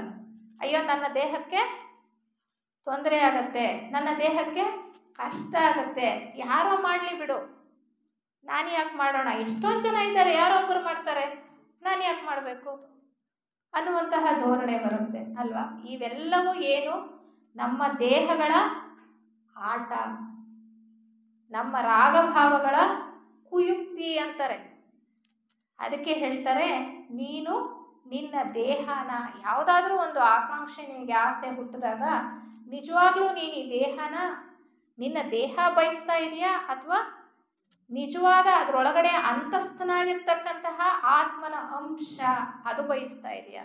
ಇವೆರಡರ ವಿವೇಚನೆ ಇರಬೇಕು ನಮಗೆ. ಯಾಕೆ ಅಂದರೆ ನಾವು ಈ ದೇಹಗಳ ಜೊತೆ ನಮ್ಮನ್ನು ಏಕೀಕರಿಸ್ಕೊಂಡ್ಬಿಟ್ಟಿದ್ದೀವಿ. ಎಷ್ಟರ ಮಟ್ಟಿಗೆ ಏಕೀಕರಿಸ್ಕೊಂಡಿದ್ದೀವಿ ಅಂದರೆ, ನಮ್ಮ ಆಸೆಗಳು ಏನು ಹೇಳುತ್ತೋ, ನಮ್ಮ ಆಸೆಗಳು ಹೇಗೆ ಹೇಳುತ್ತೋ, ಮನಸ್ಸನ್ನು ಆಸೆಗಳು ಪ್ರಚೋದಿಸುತ್ತವೆ, ಮನಸ್ಸು ಹೀಗೆ ಮಾಡಬೇಕು ಅಂತ ನಿರ್ದೇಶನ ಕೊಡುತ್ತೆ, ನಮ್ಮ ದೇಹ ಹಾಗೆ ಮಾಡ್ತಾ ಹೋಗುತ್ತೆ. ಅಂದರೆ ನಮ್ಮ ದೇಹಗಳು ಹೇಳಿದ ಹಾಗೆ ನಾವು ಕೇಳ್ತಾ ಇದ್ದೀವಿ. ಆದರೆ ದೇಹಗಳ ಒಳಗಡೆ ಇರ್ತಕ್ಕಂತಹ ಆತ್ಮ ಚೈತನ್ಯ ಇದೆಯಲ್ಲ, ಅದರ ಕಡೆ ಯಾವತ್ತಾದರೂ ನಾವು ಹೋಗೊಟ್ಟಿದ್ದೀವ? ಆ ಚೈತನ್ಯದ ಬಗ್ಗೆ ಹೋಗೊಡ್ಬೇಕು ಅಂದರೆ ನಮ್ಮ ಹೊರಗಿನ ಚಟುವಟಿಕೆಗಳು ಸ್ಥಗಿತಗೊಳ್ಬೇಕು, ನಾವು ಮೌನವಾಗಬೇಕು. ಮೌನವಾಗಿರೋದು ಅಷ್ಟು ಸುಲಭ ಅಲ್ಲ, ಎಲ್ರಿಗೂ ಸಾಧ್ಯ ಇಲ್ಲ. ಏನೋ ಒಂದು ಮಾತಾಡ್ತಾನೆ ಇರ್ತೀವಿ, ಅದಕ್ಕೆ ಅರ್ಥ ಇದೆಯೋ ಇಲ್ಲವೋ, ಮಾತಾಡ್ತಾನೆ ಇರ್ತೀವಿ, ಮೌನವಾಗಿರಬೇಕಾಗಿದೆ. ಈ ದೇಹಗಳ ಬಗ್ಗೆ ನಾವು ಚೆನ್ನಾಗಿ ತಿಳ್ಕೊಳ್ಬೇಕು ಅಲ್ವಾ? ಈ ದೇಹ ನಾನಲ್ಲ, ಈ ಭಾವನೆಗಳು ಕೂಡ ನಾನಲ್ಲ, ನನ್ನಲ್ಲಿ ಹೇಳ್ತಾ ಇರ್ತಕ್ಕಂತಹ ಈ ದುಷ್ಟ ಆಲೋಚನೆಗಳು ಕೂಡ ನಾನಲ್ಲ. ಅದನ್ನು ಸರಿಯಾಗಿ ನಾನು ವಿವೇಚನೆಯಿಂದ ತಿಳ್ಕೊಳ್ಬೇಕು. ಅದು ಬಹಳ ಬಹಳ ಮುಖ್ಯ. ಆದರೆ ಸಾಧ್ಯ ಆಗ್ತಾ ಇಲ್ಲ ಅನ್ನುವಂತಹ ವಿಚಾರನೂ ನಾವು ಅಂದ್ಕೊಂಡ್ವಿ. ಯಾಕೆ ಸಾಧ್ಯ ಆಗ್ತಾ ಇಲ್ಲ ಅಂದರೆ, ನಮ್ಮ ದೇಹದಲ್ಲಿರ್ತಕ್ಕಂತಹ ಪ್ರತಿಯೊಂದು ಜೀವಕೋಶಕ್ಕೂ ಕೂಡ ಅದರದೇ ಆದಂತಹ ಒಂದು ವ್ಯಕ್ತಿತ್ವ ಇದೆ. ಇಷ್ಟು ಆಶ್ಚರ್ಯ ಅನ್ಸುತ್ತಲ್ವ? ಪ್ರತಿಯೊಂದು ಸೆಲ್, ಜೀವಕೋಶ ಇದೆಯಲ್ಲ ನಮ್ಮ ದೇಹದಲ್ಲಿ, ಪ್ರತಿಯೊಂದು ಜೀವಕೋಶವೂ ಕೂಡ ಅದರದೇ ಆದಂತಹ ಪ್ರಜ್ಞೆಯನ್ನು ಹೊಂದಿದೆ. ಅದಕ್ಕೆ ಅದರದೇ ಆದಂತಹ ವ್ಯಕ್ತಿತ್ವ ಇದೆ. ಅಂದರೆ ನಮ್ಮ ದೇಹ ಪ್ರಜ್ಞೆನೇ ಬೇರೆ, ಅದರೊಳಗಡೆ ಅಂತಸ್ಥನಾಗಿರ್ತಕ್ಕಂತಹ ಈ ಆತ್ಮ ಚೈತನ್ಯವೇ ಬೇರೆ. ಈ ವಿವೇಕವನ್ನು ನಾವು ಬಳಸ್ಕೊಳ್ಬೇಕಾ ಬೇಡ? ಸುಮ್ಮನೆ ನಾವು ತಿಳ್ಕೊಂಡ್ರೆ ಸಾಧ್ಯ ಇಲ್ಲ. ಈ ವಿವೇಕವನ್ನು ನಾವು ಗಳಿಸ್ಕೊಳ್ಬೇಕು. ಪ್ರತಿಯೊಂದು ನಮ್ಮಲ್ಲಿ ಆ ಆಲೋಚನೆಗಳು ಮೂಡುವಾಗ ಇದು ನಿಜವಾಗಲೂ ನನ್ನ ಅಂತರಾತ್ಮನ ಒಂದು ಸಂದೇಶನ ಅಥವಾ ಯೋಚನೆನ ಅಥವಾ ಈ ದೇಹದ ಯೋಚನೆನ. ಒಂದು ಭಾವನೆ ಎದ್ದಾಗಲೂ ಕೂಡ, ಕೋಪ ಬಂದಾಗಲೂ, ಇನ್ನೊಂದು ಭಾವನೆ ಎದ್ದಾಗಲೂ ಕೂಡ ಇದು ನನ್ನ ಈ ಕಾಮ ದೇಹದಿಂದ ಹೇಳ್ತಾ ಇರ್ತಕ್ಕಂತಹ ರಾಗಭಾವಗಳ ಅಥವಾ ನಿಜವಾಗ್ಲೂ ನನ್ನ ಒಳಗಿರ್ತಕ್ಕಂತಹ ಅಂತರಾತ್ಮನ ವಾಣಿನ, ಅದನ್ನು ನಾವು ಚೆನ್ನಾಗಿ ಅರ್ಥ ಮಾಡ್ಕೊಳ್ಬೇಕು. ಇದನ್ನು ನಾವು ಬೇರ್ಪಡಿಸಿ ಅರ್ಥ ಮಾಡ್ಕೊಳ್ದೇ ಇದ್ದರೆ ನಿಜವಾಗ್ಲೂ ನಾವು ಅವಿವೇಕಿಗಳೇ. ಅದಕ್ಕೆ ಅವ್ರು ಹೇಳ್ತಾರೆ ವಿವೇಕ ಅಂತಕ್ಕಂಥದ್ದು ಬಹಳ ಮುಖ್ಯ. ನಾ ಹೇಳಿದೆ, ಪ್ರತಿಯೊಂದು ದೇಹವೂ ಕೂಡ ಆಯಾ ಲೋಕದ ಪ್ರಕೃತಿ ತತ್ವಗಳಿಂದ ಆಗಿದೆ. ಈ ಸ್ಥೂಲ ದೇಹ ಪಂಚಭೂತಗಳಿಂದ ಆಗಿದೆ. ಅದೇ ರೀತಿ ನಮ್ಮ ಕಾಮದೇಹ ಆ ಕಾಮಲೋಕದ ಪ್ರಕೃತಿ ತತ್ವಗಳಿಂದ ಆಗಿದೆ, ಅಣುಗಳಿಂದ ಆಗಿದೆ. ಅದೇ ರೀತಿ ನಮ್ಮ ಮನೋದೇಹ ಮನೋಲೋಕದಲ್ಲಿ ಇರ್ತಕ್ಕಂತಹ ಪ್ರಕೃತಿ ತತ್ವಗಳು ಅಥವಾ ಅಣುಗಳಿಂದ ಆಗಿರ್ತಕ್ಕಂಥದ್ದು. ಈ ಅಣುಗಳು ಅಥವಾ ಜೀವಾಣುಗಳು ಅದರದೇ ಆದಂತಹ ಪ್ರಜ್ಞೆಯನ್ನು ಹೊಂದಿವೆ.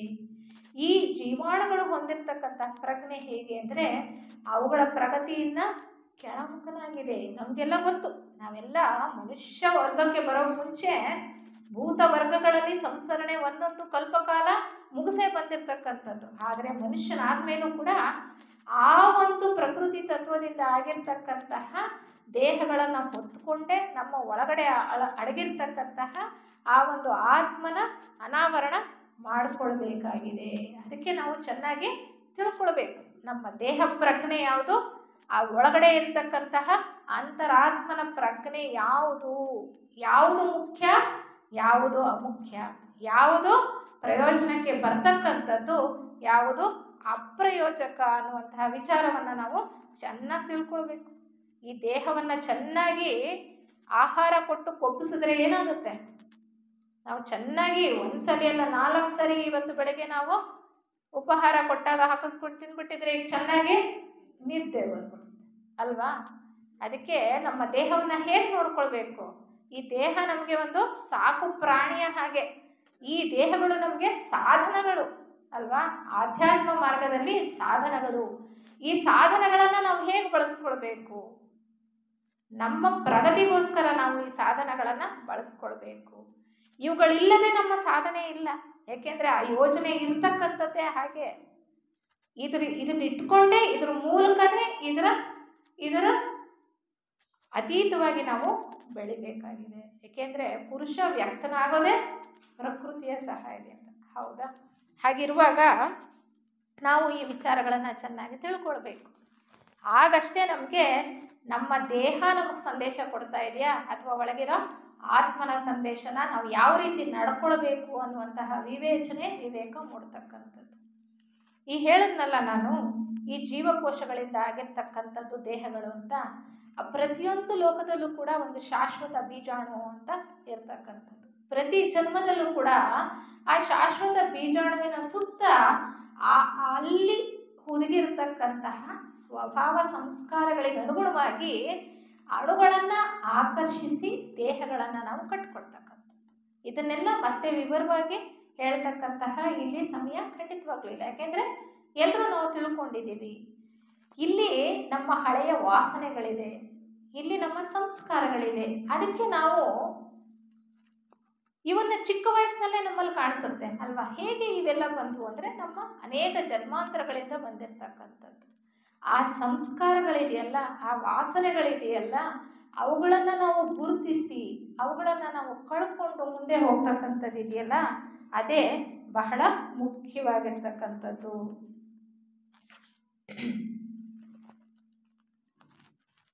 ಹೇಳ್ತಾರೆ ಅದಕ್ಕೆ, ನೀನು ನಿನ್ನ ಇರುವಿಕೆಯ ಆಳಕ್ಕಿಳಿದು ನಿನ್ನೊಳಗಿರುವ ಆ ದೇವರನ್ನ ಕಂಡುಕೊಳ್ಳಬೇಕು ಮತ್ತು ನಿನ್ನದೇ ಆದ ಧ್ವನಿಯನ್ನ ಆಲಿಸಬೇಕು ಅಂತ ಅದಕ್ಕೆ ಇಲ್ಲಿ ಮಹಾತ್ಮರು ನಮಗೆ ಹೇಳ್ತಾರೆ.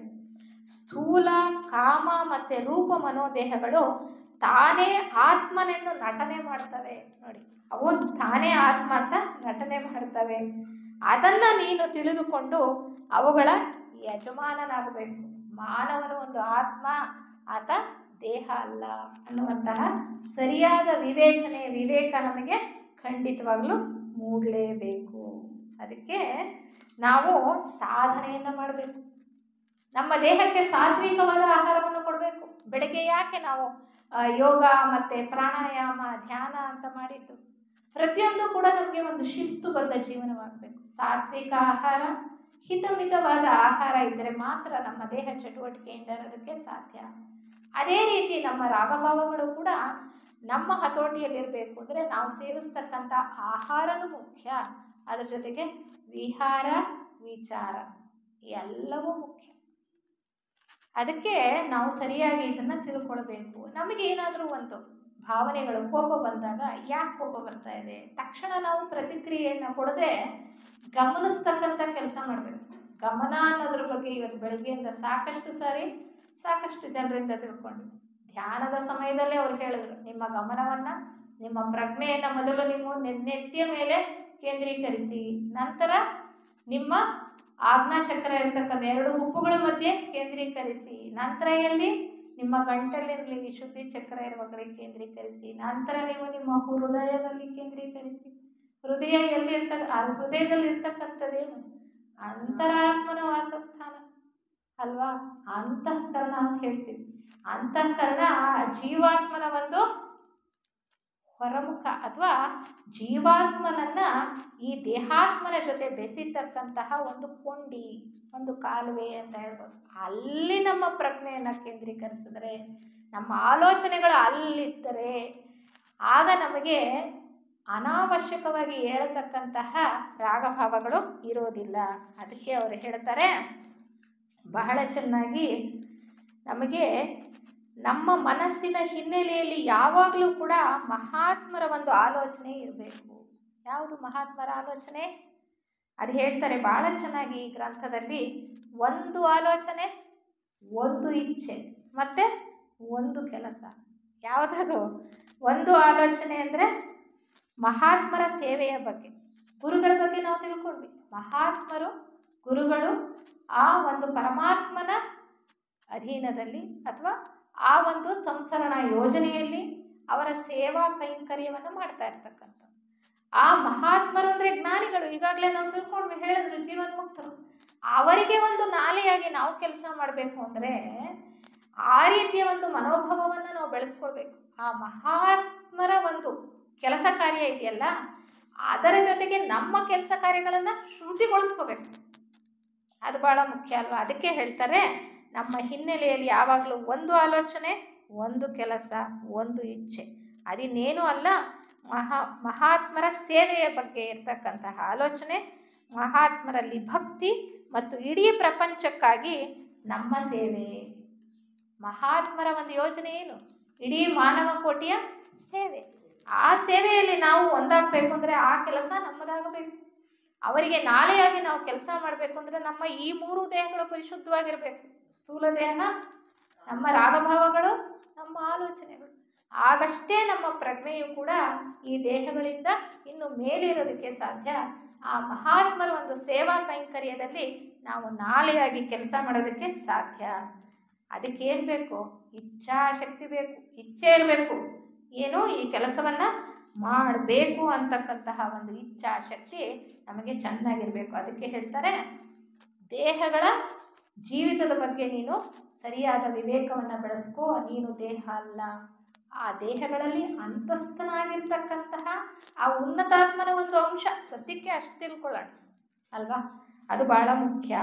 ಮುಂದುವರಿತಾ ಹೇಳ್ತಾರೆ, ಸರಿ ತಪ್ಪುಗಳ ಬಗ್ಗೆ ನಾವು ಚೆನ್ನಾಗಿ ತಿಳುವಳಿಕೆಯನ್ನು ಪಡ್ಕೊಂಡಿರ್ಬೇಕು. ಯಾವುದು ಸರಿ, ಯಾವುದು ತಪ್ಪು, ಯಾವುದು ನಿತ್ಯ, ಯಾವುದು ಅನಿತ್ಯ ಅಂದಾಗ ನಮಗೆ ಆಟೋಮ್ಯಾಟಿಕ್ ಆಗಿ ಯಾವುದು ಸರಿ ಯಾವುದು ತಪ್ಪು ಅಂತಕ್ಕಂಥದ್ದು ಅರ್ಥ ಆಗುವಂಥದ್ದು. ಈ ಸರಿ ತಪ್ಪುಗಳು ನಮ್ಗೆ ಅರ್ಥ ಆಗಬೇಕು ಅಂದರೆ ಪ್ರಕೃತಿ ನಿಯಮಗಳು ನಾವು ಚೆನ್ನಾಗಿ ತಿಳ್ಕೊಳ್ಬೇಕು, ಪ್ರಕೃತಿಯನ್ನು ಗಮನಿಸಬೇಕು. ಅದಕ್ಕೆ ಈ ಸರಿ ನಮ್ಮ ಇಂಟರ್ನ್ಯಾಷನಲ್ ಕನ್ವೆನ್ಷನಲ್ಲಿ ಇಟ್ಕೊಂಡಿದ್ದಂತಹ ಒಂದು ಧ್ಯೇಯವಾಕ್ಯ ಏನಪ್ಪ ಅಂದರೆ understanding and exploring universal intelligence. ಪ್ರತಿಯೊಂದು ಕೂಡ ಎಲ್ಲ ಕನೆಕ್ಟ್ ಆಗುತ್ತೆ. ನಾವು ಅದನ್ನು ಅರ್ಥೈಸ್ಕೊಳ್ತಕ್ಕಂಥ ಸಾಮರ್ಥ್ಯವನ್ನು ಪಡ್ಕೊಂಡಿರಬೇಕು ಅಲ್ವಾ. ಸೊ ಪ್ರಕೃತಿ ನಿಯಮಗಳು, ನಾವು ಪ್ರಕೃತಿಯನ್ನು ಗಮನಿಸಬೇಕು. ಇಡೀ ವ್ಯಕ್ತ ವಿಶ್ವನೇ ಆ ಪರಮಾತ್ಮನ ಅಂಶ, ಅದನ್ನು ಗಮನಿಸಬೇಕು. ಪ್ರಕೃತಿಯಲ್ಲಿ, ನಿಸರ್ಗದಲ್ಲಿ ಎಲ್ಲವೂ ಹೇಗೆ ನಡೀತಾ ಇದೆ, ಸಹಜವಾಗಿದೆ. ಆ ರೀತಿಯ ಸಹಜವಾದ ಜೀವನವನ್ನು ನಾವು ನಡೆಸ್ತಾ ಇದ್ದೀವ? ಪ್ರಕೃತಿಯನ್ನೇ ನಾಶ ಮಾಡಿ ನಮ್ಮ ಆಸೆಗಳನ್ನೇ ಮುಂದಿಟ್ಕೊಂಡು ನಮ್ಮ ಒಂದು ಜೀವನಕ್ಕಲ್ಲ, ನಮ್ಮ ಮುಂದಿನ ಪೀಳಿಗೆಗಳಿಗೂ ಕೂಡ ನಾವು ಆಸ್ತಿ, ಸಂಪತ್ತು, ಹಣವನ್ನು ಶೇಖರಣೆ ಮಾಡಿಡ್ತಾ ಇದ್ದೀವಿ. ಇದು ವಿವೇಕಿ ಮಾಡ್ತಕ್ಕಂತಹ ಕೆಲಸನ? ಸಹಜವಾಗಿದೆ ಜೀವನ ಪ್ರಕೃತಿಯಲ್ಲಿ. ಪ್ರಾಣಿ ಪಕ್ಷಿಗಳನ್ನು ನೋಡಿ, ಸಸ್ಯಗಳನ್ನು ನೋಡಿ, ಸಸ್ಯದಲ್ಲಿ ಬಿಡ್ತಕ್ಕಂಥ ಹಣ್ಣು ಆ ಮರನೇ ಉಪಯೋಗಿಸುತ್ತಾ, ಸಸ್ಯನೇ ಉಪಯೋಗಿಸುತ್ತಾ ಅಥವಾ ಬೇರೆಯವರಿಗೆ ಕೊಡುತ್ತಾ? ಪ್ರಾಣಿಗಳು ಹಸುವಾಗದಲೇ ಎಲ್ಲಾದ್ರೂ ಬೇಟೆಯಾಡಿ ಇನ್ನೊಂದು ಪ್ರಾಣಿಯನ್ನು ತಿನ್ನೋದು ನೋಡಿದ್ದೀರಾ? ಹೊಟ್ಟೆ ತುಂಬಿದ ಮೇಲೆ ಏನಾದರೂ ನಾವು ಆಹಾರ ಇಟ್ಟರೆ ಅದನ್ನು ಮೂಸಿ ಕೂಡ ನೋಡಲ್ಲ. ಆ ರೀತಿಯ ಸಹಜ ಜೀವನವನ್ನು ನಾವು ನಡೆಸ್ತಾ ಇದ್ದೀವ? ಆ ರೀತಿಯ ಸಹಜ ಜೀವನವನ್ನು ನಡೆಸ್ತಕ್ಕಂತಹ ವಿವೇಕ ನಾವು ಬೆಳೆಸ್ಕೊಳ್ಬೇಕು. ಅಂದರೆ ನಮ್ಮ ಇತಿಮಿತಿಗಳನ್ನು ಅರಿತುಕೊಂಡು ಬೇರೆಯವರಿಗೆ ಸಹಾಯ ಮಾಡ್ತಕ್ಕಂತಹ ಒಂದು ಉನ್ನತವಾದಂತಹ ಸೇವಾ ಮನೋಭಾವ ಅಥವಾ ಆ ಒಂದು ತ್ಯಾಗ ಬುದ್ಧಿಯನ್ನು ನಾವು ಬೆಳೆಸ್ಕೊಳ್ಬೇಕು. ಅದಿಲ್ಲ ಅಂದರೆ ಅವಿವೇಕಿಗಳು ನಾವು ಅಲ್ವಾ. ಅದನ್ನು ನಾವು ಚೆನ್ನಾಗಿ ತಿಳ್ಕೊಳ್ಬೇಕು. ಇದೊಂದೇ ಅಲ್ಲ, ಪ್ರಕೃತಿಯನ್ನಾಗ ಇರ್ತಕ್ಕಂತಹ ಅನೇಕ ಅಂಶಗಳು. ನಮ್ಮ ಥಿಯೋಸಾಫಿಕಲ್ ಸೊಸೈಟಿಯ 3ನೇ ಉದ್ದೇಶ ಏನು? ಸ್ಪಷ್ಟವಲ್ಲದ ಪ್ರಕೃತಿ ನಿಯಮಗಳನ್ನು ಶೋಧನೆ ಮಾಡ್ತಕ್ಕಂಥದ್ದು. ಮತ್ತೆ ಮನುಷ್ಯನಲ್ಲೇ ಇರ್ತಕ್ಕಂಥ ಸುಪ್ತ ಶಕ್ತಿಗಳನ್ನು ನಾವು ಕಂಡುಹಿಡ್ಕೊಳ್ತಕ್ಕಂಥದ್ದು. ಪ್ರಕೃತಿಯಲ್ಲಿ ಕರ್ಮ ನಿಯಮ ಇದೆ, ಪುನರ್ಜನ್ಮ ನಿಯಮ ಇದೆ. ಅದು ಹೇಗೆ ಕೆಲಸ ಮಾಡ್ತಾ ಇದೆ ಅಂತ ನಾವು ತಿಳ್ಕೊಂಡ್ಬಿಟ್ರೆ ನಾವಿರ್ತಕ್ಕಂತಹ ಸನ್ನಿವೇಶ ಆಗಲಿ, ನಮಗೆ ಒದಗ್ತಕ್ಕಂತಹ ಕಷ್ಟಗಳಾಗಲಿ, ನಮಗೆ ಎದುರಾಗತಕ್ಕಂತಹ ಯಾವುದೇ ಪರಿಸ್ಥಿತಿಗಳಾಗಲಿ ನಮ್ಮನ್ನು ವಿಚಲಿತಗೊಳಿಸೋದಕ್ಕೆ ಸಾಧ್ಯ ಇಲ್ಲ. ಅವುಗಳನ್ನು ಸರಿಯಾಗಿ ಅರಿತುಕೊಳ್ಬೇಕು. ಆ ನಿಯಮಗಳ ಅಡಿಯಲ್ಲಿ ಸರಿ ಯಾವುದು, ತಪ್ಪು ಯಾವುದು. ನಮಗೆ ಬರ್ತಕ್ಕಂತಹ ಪ್ರತಿಯೊಂದು ಸನ್ನಿವೇಶ ಸಂದರ್ಭಕ್ಕೂ ನಾವೇ ಕಾರಣ, ಅದಕ್ಕೆ ನಾವೇ ಜವಾಬ್ದಾರರು. ನಾವು ಬೇರೆಯವ್ರ ಮೇಲೆ ಜವಾಬ್ದಾರಿಯನ್ನು ಹೊರಿಸ್ತೀವಿ, ಬೇರೆಯವರನ್ನ ದೂರೋದಕ್ಕೆ ಹೋಗ್ತೀವಿ. ಅದು ಸರಿನಾ? ಸರಿಯಲ್ಲ ಅನ್ನುವಂತಹ ವಿವೇಚನೆಯನ್ನು ನಾವು ಬೆಳೆಸ್ಕೊಳ್ಬೇಕು. ಅದಕ್ಕೆ ಈ ಪ್ರಕೃತಿಯಲ್ಲಿ ಅಡಗಿರ್ತಕ್ಕಂತಹ ಸಹಜವಾಗಿರ್ತಕ್ಕಂತಹ ನಿಯಮಗಳನ್ನು ನಾವು ಚೆನ್ನಾಗಿ ಅರ್ಥೈಸ್ಕೊಳ್ಬೇಕು.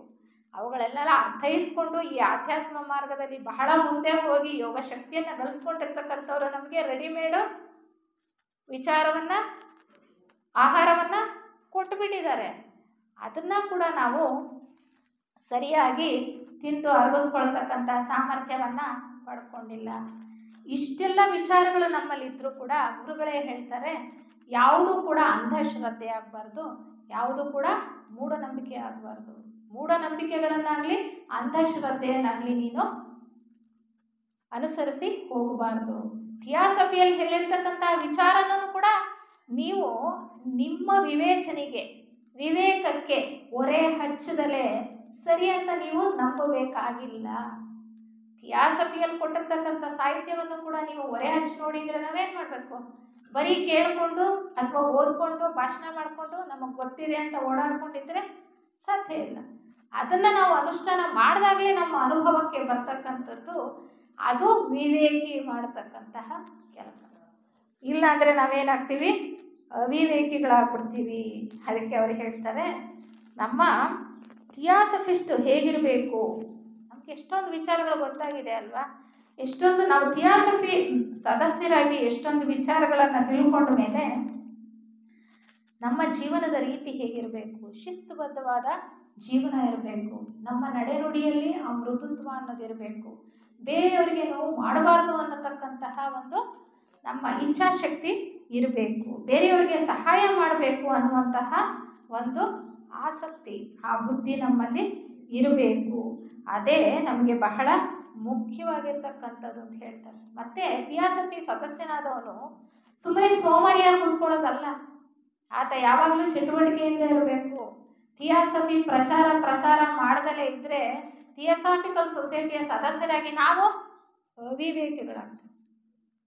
ಆ ಪ್ರಸಾರ ಮಾಡಲಿಲ್ಲ ಅಂದರೆ ನಾವು ಅದನ್ನು ಸರಿಯಾಗಿ ಅರ್ಥೈಸ್ಕೊಂಡು, ಪ್ರಸಾರ ಅಂದರೆ ಏನು, ಬರೀ ಹೇಳ್ತಕ್ಕಂಥದ್ದಲ್ಲ, ನಮ್ಮ ನಡೆಯಲ್ಲಿ ತಂದುಕೊಳ್ತಕ್ಕಂಥ.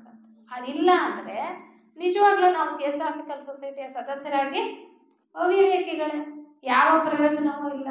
ಅದಕ್ಕೆ ಪೂರ್ಣ ಶ್ರದ್ಧೆ ಇರಬೇಕು ಅಂತ ಹೇಳ್ತಾರೆ.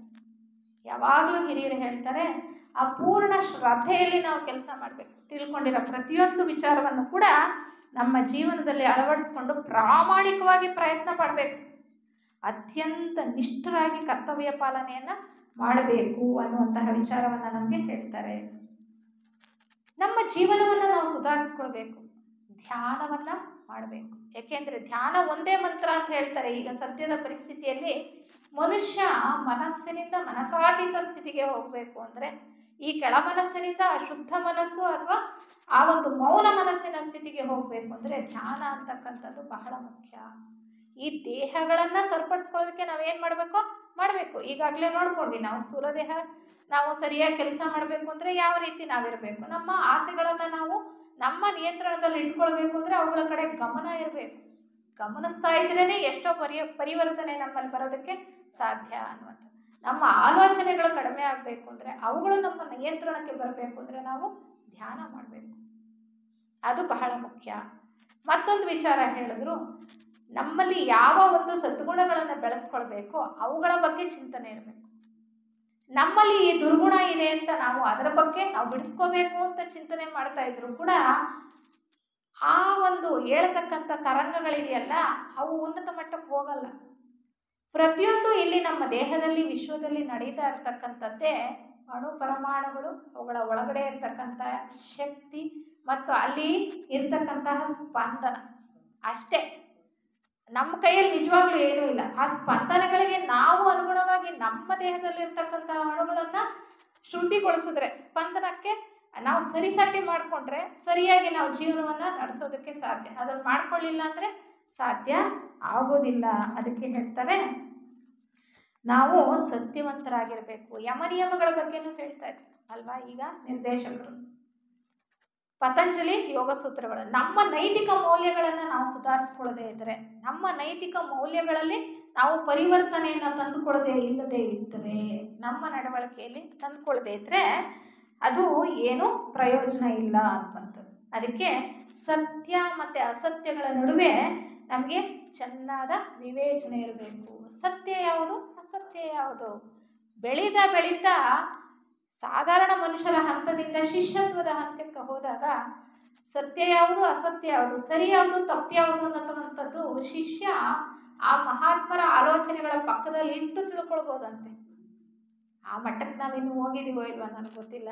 ಆದರೆ ಈಗಿನ ಪರಿಸ್ಥಿತಿಯಲ್ಲಿ, ಸದ್ಯದ ಪರಿಸ್ಥಿತಿಯಲ್ಲಿ ನಮ್ಮನ್ನು ಸಾಧಾರಣ ಮನುಷ್ಯರೇ ಅಂತ ಅಂದ್ಕೊಂಡ್ರೂ ತಪ್ಪಿಲ್ಲ ಅನಿಸುತ್ತೆ. ಯಾಕೆಂದರೆ ಸಾಕಷ್ಟು ಪರಿವರ್ತನೆ ನಮ್ಮಲ್ಲಿ ಇನ್ನೂ ಬರಬೇಕಾಗಿದೆ. ಮೂಢನಂಬಿಕೆಗಳಿಂದ ಹೊರಬರಬೇಕು.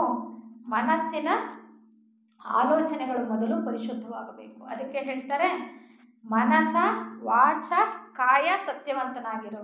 ಅಲ್ಲಿ ನೋಡಿ ಸೀಕ್ವೆನ್ಸ್ ಯಾವ ಥರ ಬರುತ್ತೆ. ಮೊದಲು ಮನಸ ವಾಚ ಕಾಯ. ಏಕೆಂದರೆ ನಮ್ಮ ಮನಸ್ಸು ಆಲೋಚನೆಗಳು ಪರಿಶುದ್ಧವಾಗಿದ್ದರೆ, ನಮ್ಮ ಮನಸ್ಸು ಪರಿಶುದ್ಧವಾಗಿದ್ದರೆ ಸಹಜವಾಗಿ ನಮ್ಮ ನುಡಿ ಅಥವಾ ನಮ್ಮ ಭಾವನೆಗಳು ಜೊತೆಗೆ ನಮ್ಮ ಕೆಲಸ ಕಾರ್ಯಗಳು ಕೂಡ ಪರಿಶುದ್ಧವಾಗಿ ಇರ್ತಕ್ಕಂಥದ್ದು. ಅದಕ್ಕೆ ಹೇಳ್ತಾರೆ ಬುದ್ಧರ ಬೋಧೆಯಲ್ಲೂ ಕೂಡ ಹೇಳ್ತಕ್ಕಂಥದ್ದು ಸಮ್ಮ ಆಲೋಚನೆ, ಸಮ್ಮ ಉಕ್ತಿ ಮತ್ತು ಸಮ್ಮ ಕ್ರಿಯೆ ಅಂತಕ್ಕಂಥದ್ದು. ಮತ್ತು ಅಂಧಶ್ರದ್ಧೆಯಿಂದ ಹೊರಬರ್ತಕ್ಕಂಥದ್ದು ಬಹಳ ಮುಖ್ಯ. ಎಷ್ಟೋ ಸಂಪ್ರದಾಯಗಳು, ಆಚರಣೆಗಳು ನಮ್ಮಲ್ಲಿ ಎಷ್ಟೋ ತಲತಲಾಂತರಗಳಿಂದ ಬೇರೂರು ಬಿಟ್ಟಿವೆ. ಅವುಗಳನ್ನು ಮೀರಿ ನಾವು ನಡಿಬೇಕು. ಆಚರಣೆಗಳ ಹಿನ್ನೆಲೆಯಲ್ಲಿ ಹಿಂದೆ ಇರ್ತಕ್ಕಂತಹ ಅಡಗಿರ್ತಕ್ಕಂತಹ ಸತ್ಯವನ್ನು ನಾವು ಕಂಡುಕೊಳ್ಬೇಕು. ಒಂದೇ ಒಂದು ಉದಾಹರಣೆಯನ್ನು ಅವರು ಇಲ್ಲಿ ಹೇಳ್ತಾರೆ. ನೀವು ಶ್ರಾದ್ದ ಕ್ರಿಯೆಯನ್ನು ಮಾಡ್ತೀರಾ ಅಲ್ವಾ? ಒಂದೊಂದು ಮತದವರು ಒಂದೊಂದು ರೀತಿಯಲ್ಲಿ ಶ್ರಾದ್ದ ಕ್ರಿಯೆಯನ್ನು ಮಾಡ್ತೀರಿ. ಅಲ್ಲಿ ಇರ್ತಕ್ಕಂಥ ಶ್ರದ್ಧೆ ಮುಖ್ಯನೇ ಹೊರತು ನೀವು ಯಾವ ರೀತಿ ಮಾಡ್ತೀರಾ ಅನ್ನೋದು ಮುಖ್ಯ ಅಲ್ಲ. ಆದರೆ ನಾವೇನು ಮಾಡ್ತೀವಿ, ಇದೇ ರೀತಿ ಆಗಬೇಕು, ಇಷ್ಟೇ ಎಡೆ ಇಡಬೇಕು, ಅಥವಾ ಇಷ್ಟೇ ಇಂಥ ಪುರೋಹಿತರನ್ನೇ ಕರೆಸಬೇಕು, ಹಿಂಗೆ ಮಾಡಬೇಕು. ಅದೇ ರೀತಿ ಬೇರೆ ಮತಸ್ಥರು ಮಾಡ್ತಾರೆ ಇಲ್ಲ, ಅವರಲ್ಲಿ ಬೇರೆ ಪದ್ಧತಿ ಇದೆ. ಅಂದರೆ ಅವ್ರ ಮತದಲ್ಲಿ ಈ ದೇಹವನ್ನು ಬಿಟ್ಟು ಹೋಗಿರ್ತಕ್ಕಂಥವ್ರಿಗೆ ಮುಕ್ತಿ ಇಲ್ಲ ಅಂತಲ್ಲ ಅಲ್ಲ. ಅಂದರೆ ಯಾವುದೇ ಒಂದು ಮತದಲ್ಲಿರ್ತಕ್ಕಂತಹ ಆಚರಣೆ ಕೂಡ ಅಂಧಾಚರಣೆ ಆಗಬಾರ್ದು. ಅದರಲ್ಲಿ ಹಿಂದಡೆ ಇರ್ತಕ್ಕಂತಹ ನಿಜವಾದ ಉದ್ದೇಶವನ್ನು ತಿಳ್ಕೊಳ್ಬೇಕು. ಆ ವಿವೇಕವನ್ನು ನಾವು ಖಂಡಿತವಾಗ್ಲೂ ಗಳಿಸ್ಕೊಳ್ಳೇಬೇಕು ಅಂತ ಹೇಳ್ತಾರೆ. ಅದಕ್ಕೆ ಯಾವುದೇ ಬೋಧೆ ಆಗಿರ್ಬೋದು, ಯಾವುದೇ ಬರಹ ಆಗಿರ್ಬೋದು, ಯಾವುದೇ ಸಿದ್ಧಾಂತಗಳಾಗಿರ್ಬೋದು, ಯಾವುದೇ ಒಂದು ಸಂಸ್ಥೆ ಕೊಡ್ತಕ್ಕಂಥ ಆಧ್ಯಾತ್ಮ ಸಂದೇಶನೇ ಆಗಿರ್ಬೋದು, ಅದನ್ನು ನಮ್ಮ ಬುದ್ಧಿ ಮತ್ತು ತರ್ಕಗಳಿಂದ ಮಾತ್ರ ದೃಢೀಕರಿಸ್ಕೊಳ್ಬೇಕು. ನಮ್ಮ ಬುದ್ಧಿ ಮತ್ತು ತರ್ಕಕ್ಕೆ ಹೊರೆ ಹಚ್ಚಿ ನಾವು ತಿಳ್ಕೊಳ್ಬೇಕು. ಪರಮಾತ್ಮ ನಮಗೆ ಮನಸ್ಸನ್ನು ಕೊಟ್ಟಿದ್ದಾನೆ, ವಿವೇಚನಾ ಶಕ್ತಿ ಇದೆ. ಆ ವಿವೇಕವನ್ನು ನಾವು ಮೂಡಿಸ್ಕೊಳ್ಬೇಕಾಗಿದೆ. ಅದಕ್ಕೆ ಹೇಳ್ತಾರೆ, ಯೋಗ ಮಾರ್ಗದಲ್ಲಿ ನಡೀತಕ್ಕಂಥವನು ಸ್ವತಃ ಆಲೋಚನೆ ಮಾಡೋದನ್ನ ಕಲ್ತ್ಕೊಳ್ಬೇಕು. ಸ್ವತಃ ಆಲೋಚನೆ ಮಾಡಬೇಕು. ಯಾರೋ ಹೇಳಿದ್ರು ಅಂತ ಅದನ್ನ ಹಿಂಬಾಲಿಸೋದಲ್ಲ. ಥಿಯಾಸಫಿ ಕೂಡ ಇದಕ್ಕೆ ಹೊರತಲ್ಲ ಅಂತ ಹೇಳಿಬಿಟ್ರು. ಅಂತಹ ಉನ್ನತವಾದಂತಹ ಒಂದು ಏನು ದೃಷ್ಟಿಕೋನ ಬೇರೆ ಯಾವ ಸಂಸ್ಥೆಯಲ್ಲಿದೆ ನೀವೇ ನೋಡಿ. ಅಂತಹ ಒಂದು ಸ್ವಾತಂತ್ರ್ಯ ಅಥವಾ ವೈಚಾರಿಕತೆಗೆ ಕೊಡ್ತಕ್ಕಂತಹ ಒಂದು ಆದ್ಯತೆ ನಾವು ಎಲ್ಲೂ ಕಾಣೋದಕ್ಕೆ ಸಾಧ್ಯ ಇಲ್ಲ. ಅದನ್ನು ನಾವೇ ಅರ್ಥ ಮಾಡ್ಕೊಳ್ಬೇಕು. ಅದಕ್ಕೆ ಬೆಸೆಂಟ್ ಹೇಳ್ತಾರೆ, ನಾನು ಥಿಯಾಸಫಿಯ ಸಂಪರ್ಕಕ್ಕೆ ಬಂದಾಗ ನನಗೆ ನಿಶ್ಚಿತವಾದ ಆಂತರಿಕ ಮನವರಿಕೆ ಇದ್ದರೂ ಕೂಡ ಆ ಆಲೋಚನೆಯು ನನಗೆ ಹೊಳೆದಾಗ ನನ್ನ ಮನಸ್ಸಿನೊಂದಿಗೆ ಅದನ್ನು ಪರಿಶೋಧನೆಗೆ ಒಳಪಡಿಸಿದೆ.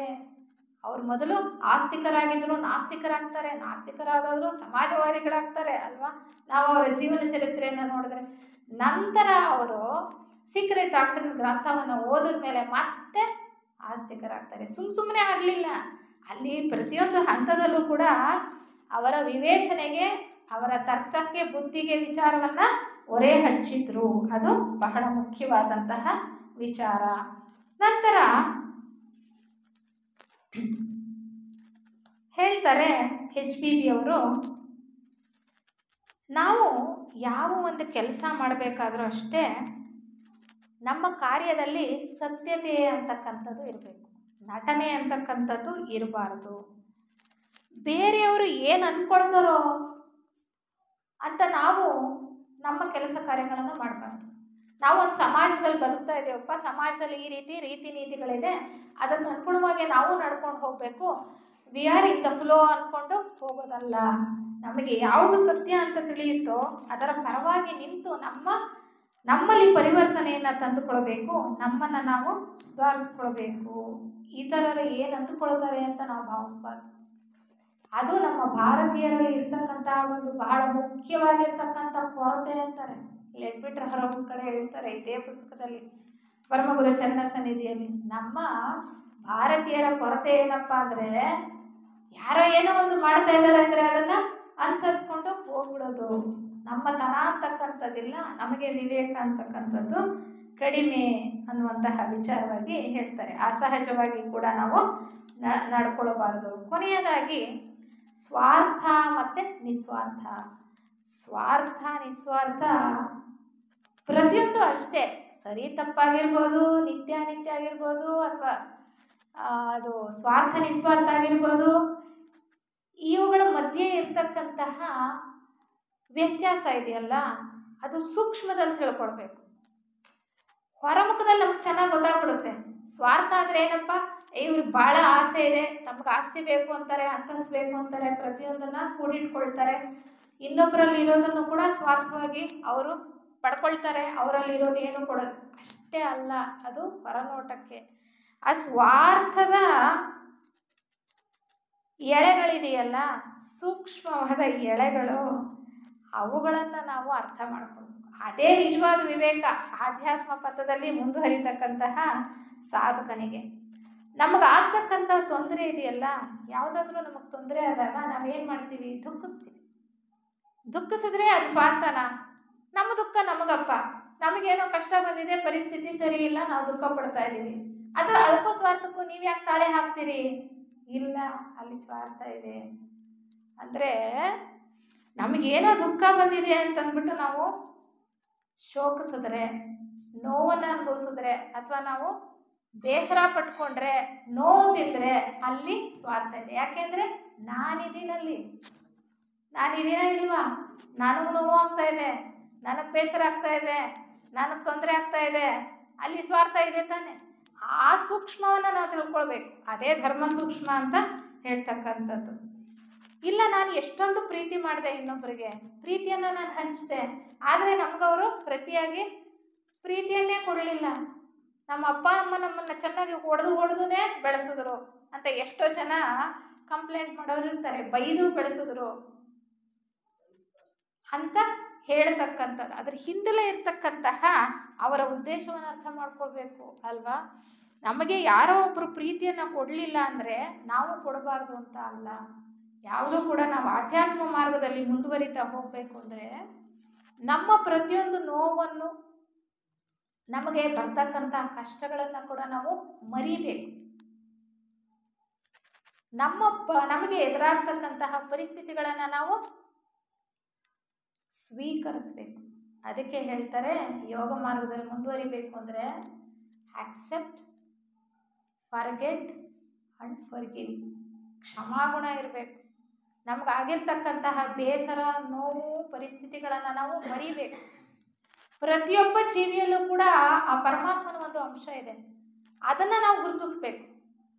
ಅವರು ಅವಿವೇಕದಿಂದ, ಅಜ್ಞಾನದಿಂದ ಬೇರೆಯವ್ರಿಗೆ ತೊಂದರೆ ಮಾಡಿದ್ದಾರೆ, ಅಥವಾ ನನಗೆ ತೊಂದರೆ ಮಾಡಿದ್ದಾರೆ ಅಂದರೆ ನಾನು ಅವ್ರಿಗೆ ತೊಂದರೆ ಮಾಡಬೇಕು ಅಂತ ಅರ್ಥ ಅಲ್ಲ, ಅಥವಾ ಅವರನ್ನು ದ್ವೇಷ ಮಾಡಬೇಕು ಅಂತ ಅರ್ಥ ಅಲ್ಲ, ಅಥವಾ ಅವರಿಗೆ ಪ್ರೀತಿಯನ್ನು ಕೊಡಬಾರ್ದು ಅಂತ ಅರ್ಥ ಅಲ್ಲ. ಆ ಒಂದು ಸೂಕ್ಷ್ಮವಾಗಿರ್ತಕ್ಕಂಥ ವಿಚಾರಗಳಲ್ಲಿ ಕೂಡ ನಾವು ವಿವೇಕವನ್ನು ಬೆಳೆಸ್ಕೊಳ್ತಾ ಹೋಗಬೇಕು. ಯಾಕೆಂದರೆ ಆಂತರ್ಯದಲ್ಲಿ ಇರ್ತಕ್ಕಂಥದ್ದು ಆ ಏಕಮೇವ ಚೈತನ್ಯ. ಪ್ರತಿಯೊಂದು ಅಣು, ರೇಣು, ತೃಣಕಾಷ್ಟದಲ್ಲಿ ಇರ್ತಕ್ಕಂಥದ್ದು ಈ ಸೃಷ್ಟಿಯಲ್ಲಿ ಆ ಪರಮಾತ್ಮನ ಒಂದು ಅಂಶವೇ. ನಾವು ನಮ್ಮ ಪ್ರಾರ್ಥನೆಯಲ್ಲೂ ಕೂಡ ಮಾಡ್ತೇವೆ ಅಲ್ವಾ? ಹಾಗಿರುವಾಗ ನಾವು ಮೇಲ್ನೋಟದಲ್ಲಿ, ಮೇಲಿನ ಒಂದು ನಡವಳಿಕೆಯಲ್ಲಿ ಒಬ್ಬ ಮನುಷ್ಯನನ್ನು ನಾವು ಹಾಗೆ ಹೀಗೆ ಅಂತ ನಿರ್ಧಾರ ಮಾಡಬಾರ್ದು. ಎಷ್ಟೇ ಕೆಟ್ಟವನಾಗಿದ್ರೂ ಕೂಡ ಒಬ್ಬ ಮನುಷ್ಯ, ಆತನಲ್ಲಿ ಒಳ್ಳೆಯದಿಲ್ವಾ? ಖಂಡಿತವಾಗ್ಲೂ ಇದೆ. ಪರ್ಸೆಂಟೇಜು ಬೇರೆ ಬೇರೆ ಇರ್ಬೋದು. ಒಬ್ಬನಲ್ಲಿ 90% ಒಳ್ಳೆಯದಿದ್ದು 10% ಕೆಟ್ಟದಿರ್ಬೋದು. ಕೆಲವರಲ್ಲಿ 90% ಕೆಟ್ಟದಿದ್ರು 10% ಒಳ್ಳೆಯದು ಇದ್ದೇ ಇರುತ್ತೆ. ಆ ಒಳ್ಳೆತನವನ್ನು, ಆ ಪರಮಾತ್ಮನ ಒಂದು ಅಂಶ ಪ್ರತಿಯೊಂದರಲ್ಲೂ ಗೂಢವಾಗಿ ಅಡಕೊಂಡಿದೆಯಲ್ಲ, ಅದನ್ನು ಗುರುತಿಸ್ತಕ್ಕಂತಹ ವಿವೇಕವನ್ನು ಆಧ್ಯಾತ್ಮ ಸಾಧಕರಾದ ನಾವು ಖಂಡಿತವಾಗ್ಲೂ ಬೆಳೆಸ್ಕೋಬೇಕು. ಯಾಕೆಂದರೆ ಇದೇ ಆಧ್ಯಾತ್ಮ ಮಾರ್ಗದಲ್ಲಿ ಮುಂದುವರಿಯೋದಕ್ಕೆ ಇರ್ತಕ್ಕಂತಹ ಮೊದಲನೆಯ ಅರ್ಹತೆ. ಅದನ್ನು ನಾವು ಚೆನ್ನಾಗಿ ಅರ್ಥ ಮಾಡ್ಕೊಳ್ಬೇಕು. ಅದಕ್ಕೆ ನಮ್ಮ ಈ ದುರ್ಗುಣಗಳಿಂದ ಅಥವಾ ನಮ್ಮ ಈ ಕೆಟ್ಟ ಆಲೋಚನೆಗಳಿಂದ ನಾವೆಷ್ಟೋ ಸರಿ ಅಂದ್ಕೊಳ್ತೀವಿ ಎಷ್ಟು ಬದಲಾಗಬೇಕು ಅಂದರೂ ಆಗದೇ ಇಲ್ಲ ಅಂತ ಅಲ್ವಾ? ಅದು ನಮ್ಮ ದೇಹದ ಸ್ವಭಾವ, ಅದರ ಪ್ರಕೃತಿನೇ ಆಗಿದೆ ಅಂತ. ಆದರೆ ಒಂದು ಹುಟ್ಟಿದೆ, ಅದನ್ನು ಮೀರೋದಕ್ಕೆ ಅಂತ ಹೇಳ್ತಾರೆ ಇಲ್ಲಿ ಮಹಾತ್ಮರು. ಅದೇನಪ್ಪ ಅಂದರೆ ನಿಸ್ವಾರ್ಥತೆ, ಪರಹಿತ ಚಿಂತನೆ. ಪರಹಿತ ಚಿಂತನೆಯನ್ನು ಮಾಡು, ಬೇರೆಯವರಿಗೆ ಒಳ್ಳೆಯದನ್ನೇ ಮಾಡ್ತಕ್ಕಂಥ ಪ್ರಯತ್ನ ಮಾಡು ಸದಾ ಕಾಲ. ನೀನು ನಿನ್ನ ಸೇವಾ ಕಾರ್ಯದಲ್ಲಿ ತೊಡಗಿಸ್ಕೊ. ಸೇವಾ ಕಾರ್ಯದಲ್ಲಿ ತೊಡಗಿಸ್ಕೊಳ್ತಾ ಅದರಲ್ಲಿ ಸಂಪೂರ್ಣವಾಗಿ ನಿನ್ನನ್ನು ನೀನು ಕಳ್ಕೊಂಡಿದ್ದೆ ಆದರೆ ಅದು ಧ್ಯಾನ ಅಲ್ಲದೆ ಮತ್ತೇನು ಅಲ್ಲ. ಅದು ನಿನ್ನ ಅಂತರಾತ್ಮವನ್ನು ನೀನು ಕಂಡುಕೊಳ್ತಾ ಇರ್ತಕ್ಕಂಥ ರೀತಿ ಅಂದರೆ ಮತ್ತೇನೂ ಅಲ್ಲ. ಆ ಏನು ಪ್ರತಿಯೊಂದರಲ್ಲೂ ಇರ್ತಕ್ಕಂಥ ಏಕ ಚೈತನ್ಯವನ್ನು ಅರಿತಾ ಇರ್ತಕ್ಕಂಥದ್ದಲ್ಲದೆ ಬೇರೇನೂ ಅಲ್ಲ. ಅದಕ್ಕೆ ನಿನ್ನ ಸಾಮರ್ಥ್ಯಕ್ಕೆ ಅನುಗುಣವಾಗಿ ನೀನು ಸೇವಾ ಕಾರ್ಯದಲ್ಲಿ ತೊಡಗಿಸ್ಕೊಳ್ತಕ್ಕಂತಹ ಒಂದು ವಿವೇಕವನ್ನು ನೀನು ಬೆಳೆಸ್ಕೋ, ಆ ಸೂಕ್ಷ್ಮತೆಯನ್ನು ನೀನು ಅರಿತುಕೋ ಅಂತ ಹೇಳ್ತಾ, ಈ ಎಲ್ಲ ವಿಚಾರಗಳಲ್ಲೂ ಕೂಡ ಸರಿ ತಪ್ಪು, ನಿತ್ಯ ಅನಿತ್ಯ ಅಥವಾ ಶಾಶ್ವತ ಅಶಾಶ್ವತ, ಮುಖ್ಯ ಅಮುಖ್ಯ, ಉಪಯುಕ್ತ ಅನುಪಯುಕ್ತ ಎಲ್ಲ ವಿಚಾರಗಳಲ್ಲೂ ಕೂಡ ನಾವು ಬಹಳ ಸೂಕ್ಷ್ಮವಾಗಿ ಆ ವಿವೇಕವನ್ನು ನಾವು ಉಪಯೋಗಿಸಿ ಸರಿಯಾದ ರೀತಿಯಲ್ಲಿ ನಡ್ಕೊಳ್ತಕ್ಕಂತಹ ಸಾಮರ್ಥ್ಯವನ್ನು ಪಡ್ಕೊಳ್ಳೋದಿದೆಯಲ್ಲ, ಇದೇ ನಿಜವಾದ ವಿವೇಕ. ಅದರ ಯಥಾರ್ಥ ದರ್ಶನ ನಾನು ಹೇಳಿದೆ, ಅದಕ್ಕೆ ಭಾಳ ಗೂಢಾರ್ಥ ಇದೆ ಅಥವಾ ಭೌತಾತೀತ ಅರ್ಥ ಇದೆ. ಅದು ಯಾವಾಗ ನಮಗೆ ನಿಜವಾದ ಸತ್ಯದ ದರ್ಶನ ಮಾಡಿಸುತ್ತೆ, ಯಥಾರ್ಥದ ಅರಿವನ್ನು ಮೂಡಿಸುತ್ತೆ ಅಂದರೆ ತಿಳ್ಕೊಂಡಿದ್ದೀವಿ. ಯಾವಾಗ ಮೂಡಿಸುತ್ತೆ? ಬುದ್ಧಿಯ ಬೆಳಕಲ್ಲಿ ಮಾತ್ರ. ನಿಜವಾದ ವಿವೇಕ ಮೂಡ್ತಕ್ಕಂಥದ್ದು ಬುದ್ಧಿ ಜಾಗೃತವಾದಾಗ, ಆ ಬುದ್ಧಿಯ ಬೆಳಕಲ್ಲಿ ಮಾತ್ರ ನಮಗೆ ಯಥಾರ್ಥ ದರ್ಶನವಾಗುತ್ತೆ. ಆವಾಗ ಎಲ್ಲವೂ ಒಂದೇ. ಕೃಷ್ಣ ಪರಮಾತ್ಮ ವಿಶ್ವರೂಪ ದರ್ಶನವನ್ನು ಕೊಟ್ಟಾಗ ಅರ್ಜುನನಿಗೆ ಪ್ರತಿಯೊಂದು ಆತನ ರೂಪದಲ್ಲೇ ಇತ್ತು. ಅಂದರೆ ನಾನು ಬೇರೆ ನೀನು ಬೇರೆ ಅಂತಕ್ಕಂಥದ್ದಲ್ಲ, ಇಲ್ಲಿ ಪ್ರತ್ಯೇಕತಾ ಭಾವ ಇಲ್ಲ. ಆ ಒಂದು ಯೂನಿಟಿ ಇನ್ ಡೈವರ್ಸಿಟಿ ಅಂತ ಹೇಳ್ತೀವಲ್ಲ, ಆ ವಿವಿಧತೆಯಲ್ಲಿ ಇರ್ತಕ್ಕಂತಹ ಏಕತೆಯನ್ನು ಗುರುತಿಸ್ತಕ್ಕಂತಹ ವಿವೇಕವನ್ನು ನಾವು ಬೆಳೆಸ್ಕೊಳ್ಬೇಕಾಗಿದೆಯಲ್ಲ, ಅದೇ ಬಹಳ ಬಹಳ ಮುಖ್ಯ. ನನಗೆ ಇಷ್ಟು ಮಾತನಾಡೋದಕ್ಕೆ ಅವಕಾಶ ಮಾಡಿಕೊಟ್ಟಂತಹ ಈ ದಿನದ ಅಧ್ಯಕ್ಷರಿಗೂ ನಿರ್ದೇಶಕರಿಗೂ ಮತ್ತು ನಿಮ್ಮಂತಹ ಬಹಳ ಉತ್ತಮ ಶ್ರೋತೃವರ್ಗದವರಿಗೂ ಕೂಡ ಮತ್ತೊಮ್ಮೆ ವಂದನೆಗಳನ್ನು ಹೇಳ್ತಾ ನನ್ನ ಮಾತುಗಳನ್ನು ಯಾವ ಡಿಸ್ಟರ್ಬೆನ್ಸು ಬೇಡ.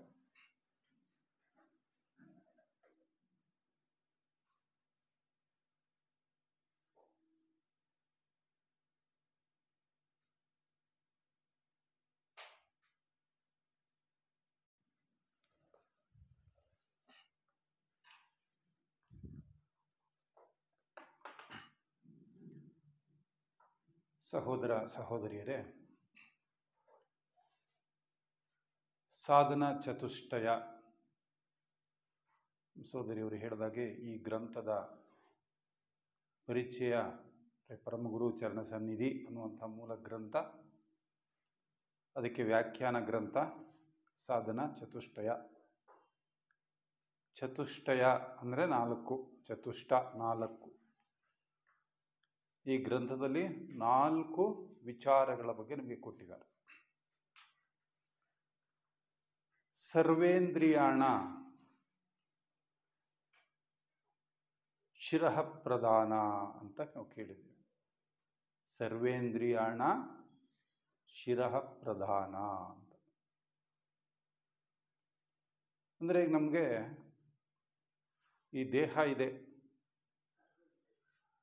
ಈ ದೇಹದಲ್ಲಿ ಸರ್ವೇಂದ್ರಿಯಗಳು ಕೂಡ ಇದ್ದಾವೆ. ಆದರೆ ಇಡೀ ಶರೀರದಲ್ಲಿ ಸರ್ವೇಂದ್ರಿಯಗಳು ಇರುವಂಥ ಭಾಗ ಯಾವುದು? ಶಿರಸ್ಸು. ಶಿರಸ್ಸು. ಈ ಶಿರಸ್ಸಿನಲ್ಲಿ ಸರ್ವೇಂದ್ರಿಯಗಳು ಕೂಡ ಇದ್ದಾವೆ. ಆದ್ದರಿಂದ ಈ ಇಡೀ ದೇಹದಲ್ಲಿ ಬಹಳ ಮುಖ್ಯವಾದ ಭಾಗ ಯಾವುದು ಅಂತ ಹೇಳ್ತಾರೆ? ಶಿರಸ್ಸು ಅಂತ ಹೇಳ್ತಾರೆ. ಯಾಕೆಂದ್ರೆ ಇಲ್ಲಿ ಸರ್ವೇಂದ್ರಿಯಗಳು ಕೂಡ ಇದ್ದಾವೆ. ಈ ಮಾತನ್ನ ನಾನು ಈ ಸಂದರ್ಭದಲ್ಲಿ ಏನು ಕೇಳ್ತಾ ಇದ್ದೀನಿ ಅಂದ್ರೆ, ಈ ಇಡೀ ಸಾಧನ ಚತುಷ್ಟಯ ಇದೆಯಲ್ಲ, ಇಡೀ ಸಾಧನ ಚತುಷ್ಟಯವನ್ನ ಒಂದು ದೇಹ ಅಂತ ಕರೆಯೋಣ. ವಿವೇಕ, ವೈರಾಗ್ಯ, ಸದಾಚಾರ ಮತ್ತು ಪ್ರೇಮ ಅನ್ನುವಂತಹ ಈ ಚತುಷ್ಟಯಗಳನ್ನಷ್ಟು ಸೇರಿಸಿ ಇದನ್ನ ಒಂದು ದೇಹ ಅಂತ ಕರೆಯೋಣ. ಇದನ್ನ ಒಂದು ದೇಹ ಅಂತ ಕರೆಯೋದಾದ್ರೆ ಇದರಲ್ಲಿ ಶಿರಸ್ಸು ಯಾವುದು? ವಿವೇಕ, ವೈರಾಗ್ಯ, ಸದಾಚಾರ ಮತ್ತು ಪ್ರೇಮ ಅನ್ನುವಂಥ ದೇಹದಲ್ಲಿ ಶಿರಸ್ಸು ಯಾವುದಪ್ಪ ಅಂದ್ರೆ, ಈಗ ನಾವು ನೀವೆಲ್ಲ ಕೇಳಿದ್ವಲ್ಲ, ಇದು ಶಿರಸ್ಸಿದ್ದಂಗೆ. ಇದು ಶಿರಸ್ಸು. ಯಾಕೆ ಇದು ಶಿರಸ್ಸು ಅಂದ್ರೆ, ಆ ಗ್ರಂಥದಲ್ಲಿ ಅವ್ರು ಹೇಳ್ತಾರೆ, ಈ ವಿವೇಕವನ್ನ ಯಾವುದೋ ಒಂದು ಮಟ್ಟದಲ್ಲಿ ಅಥವಾ ಯಾವುದೋ ಒಂದು ಘಟ್ಟದಲ್ಲಿ ಇದನ್ನ ಅನುಷ್ಠಾನ ಮಾಡಿದ್ರೆ ಸಾಲದು. ಎಲ್ಲಿಯವರೆಗೆ ಅನುಷ್ಠಾನ ಮಾಡಬೇಕಿದು? ಎಲ್ಲಿಯವರೆಗೆ? ಕೊನೆಯವರೆಗೂ. From beginning to ending. ಅಂದ್ರೆ ಇನ್ನೊಂದು ಅರ್ಥದಲ್ಲಿ ನೋಡಿದ್ರೆ there is no ending at all. ಅದು ಇಲ್ಲವೇ ಇಲ್ಲ ಒಂದು ರೀತಿನಲ್ಲಿ. ಆದ್ರೆ ಒಂದು ಹಂತ ಅಂತ ಅಂದುಕೊಳ್ಳೋದಾದ್ರೆ, ಜೀವನ್ಮುಕ್ತಿ ಅನ್ನುವಂಥ ಒಂದು ಹಂತ ಅಂತ ನಾವು ಅಂದುಕೊಳ್ಳೋದಾದ್ರೆ, ಅಲ್ಲಿಯವರೆಗೂ ನಾವು ವಿವೇಕವನ್ನು ನಾವು ಅನುಷ್ಠಾನ ಮಾಡ್ತಾನೆ ಹೋಗಬೇಕು ಅನ್ನುವಂಥದ್ದು. ಈ ದಿಶೆಯಲ್ಲಿ ಈ ವಿವೇಕವನ್ನು ಶಿರಸ್ಸಿಗೆ ಹೋಲಿಕೆ ಮಾಡಿದ್ರು. ಈ ವಿವೇಕದ ವಿನಃ ನಾವು ವೈರಾಗ್ಯ, ಸದಾಚಾರ, ಪ್ರೇಮಗಳನ್ನು ಮೈಗೂಡಿಸ್ಕೊಳ್ಳೋದಕ್ಕೆ ಸಾಧ್ಯವೇ ಇಲ್ಲ. ಒಂದು ವೇಳೆ ನಾವೇನಾದರೂ ಸಾಧ್ಯ ಮಾಡಿಕೊಂಡಿದ್ದೇವೆ ಅಂದರೆ ಅದು ಶಾಶ್ವತವಾಗಿ ಉಳಿಯೋದಕ್ಕೆ ಸಾಧ್ಯನೂ ಇಲ್ಲ. ವಿವೇಕದ ಬೆಳಕಿನಲ್ಲಿ ಉಳಿದವೆಲ್ಲವೂ ನಮಗೆ ಅರ್ಥ ಆಗಬೇಕು, ಅರ್ಥ ಆಗುತ್ತವೆ. ಈ ವಿವೇಕದ ಬೆಳಕಿನಲ್ಲಿ ನಾವು ಅವುಗಳನ್ನು ಮೈಗೂಡಿಸ್ಕೊಂಡಾಗ ಅವು ನಿಜವಾಗಲೂ ಕೂಡ ಶಾಶ್ವತವಾಗಿ ನಮ್ಮ ಜೊತೆಯಲ್ಲಿ ಇರೋದಕ್ಕೆ ಸಾಧ್ಯ. ಈ ದಿಶೆಯಲ್ಲಿ ಇಲ್ಲಿ ವಿವೇಕ ಅನ್ನುವಾಗ ಯಾವ್ಯಾವುದರಲ್ಲಿ ವಿವೇಕ ಇರಬೇಕು? ನಮಗೆ ಯಾವ್ದ್ರಲ್ಲಿರಬೇಕು? ನಿತ್ಯ ಅನಿತ್ಯ, ಸತ್ಯ ಅಸತ್ಯ, ಯಾವುದು ಸರಿ, ಯಾವುದು ತಪ್ಪು, ಯಾವುದು ಹೆಚ್ಚು ಸರಿ. ಇದು ಮಜಲುಗಳು, ಬರೀ ಸರಿ ತಪ್ಪು ಅಲ್ಲ. ಈ ಸರಿ ತಪ್ಪುಗಳಲ್ಲೂ ಕೂಡ ಯಾವುದು ಹೆಚ್ಚು ಸರಿ ಅನ್ನೋದ್ರ ಬಗ್ಗೆ ನಮಗೆ ಸೂಕ್ಷ್ಮತೆ ಮೂಡ್ತಾ ಹೋಗ್ಬೇಕು.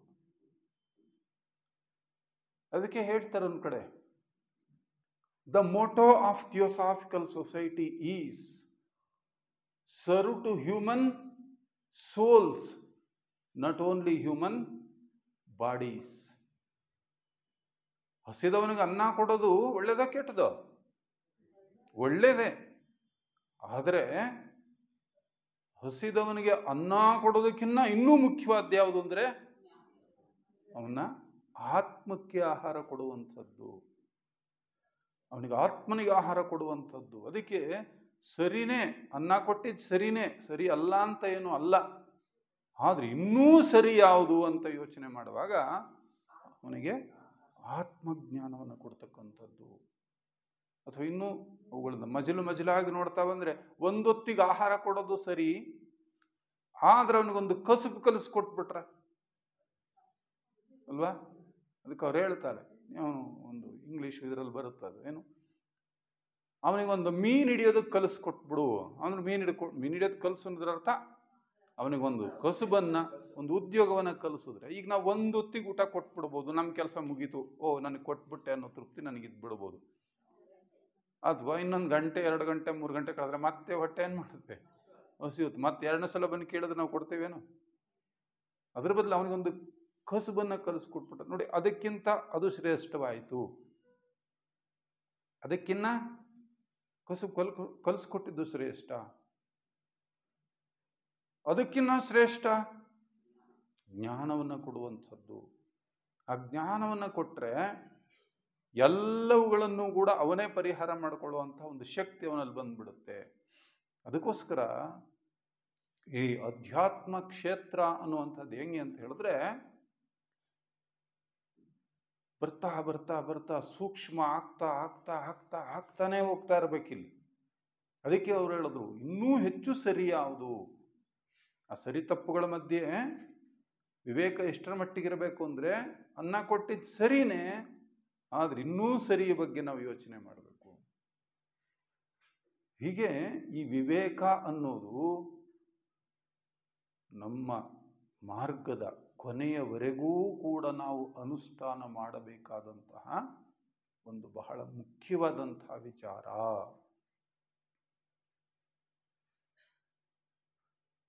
ಅದರಿಂದ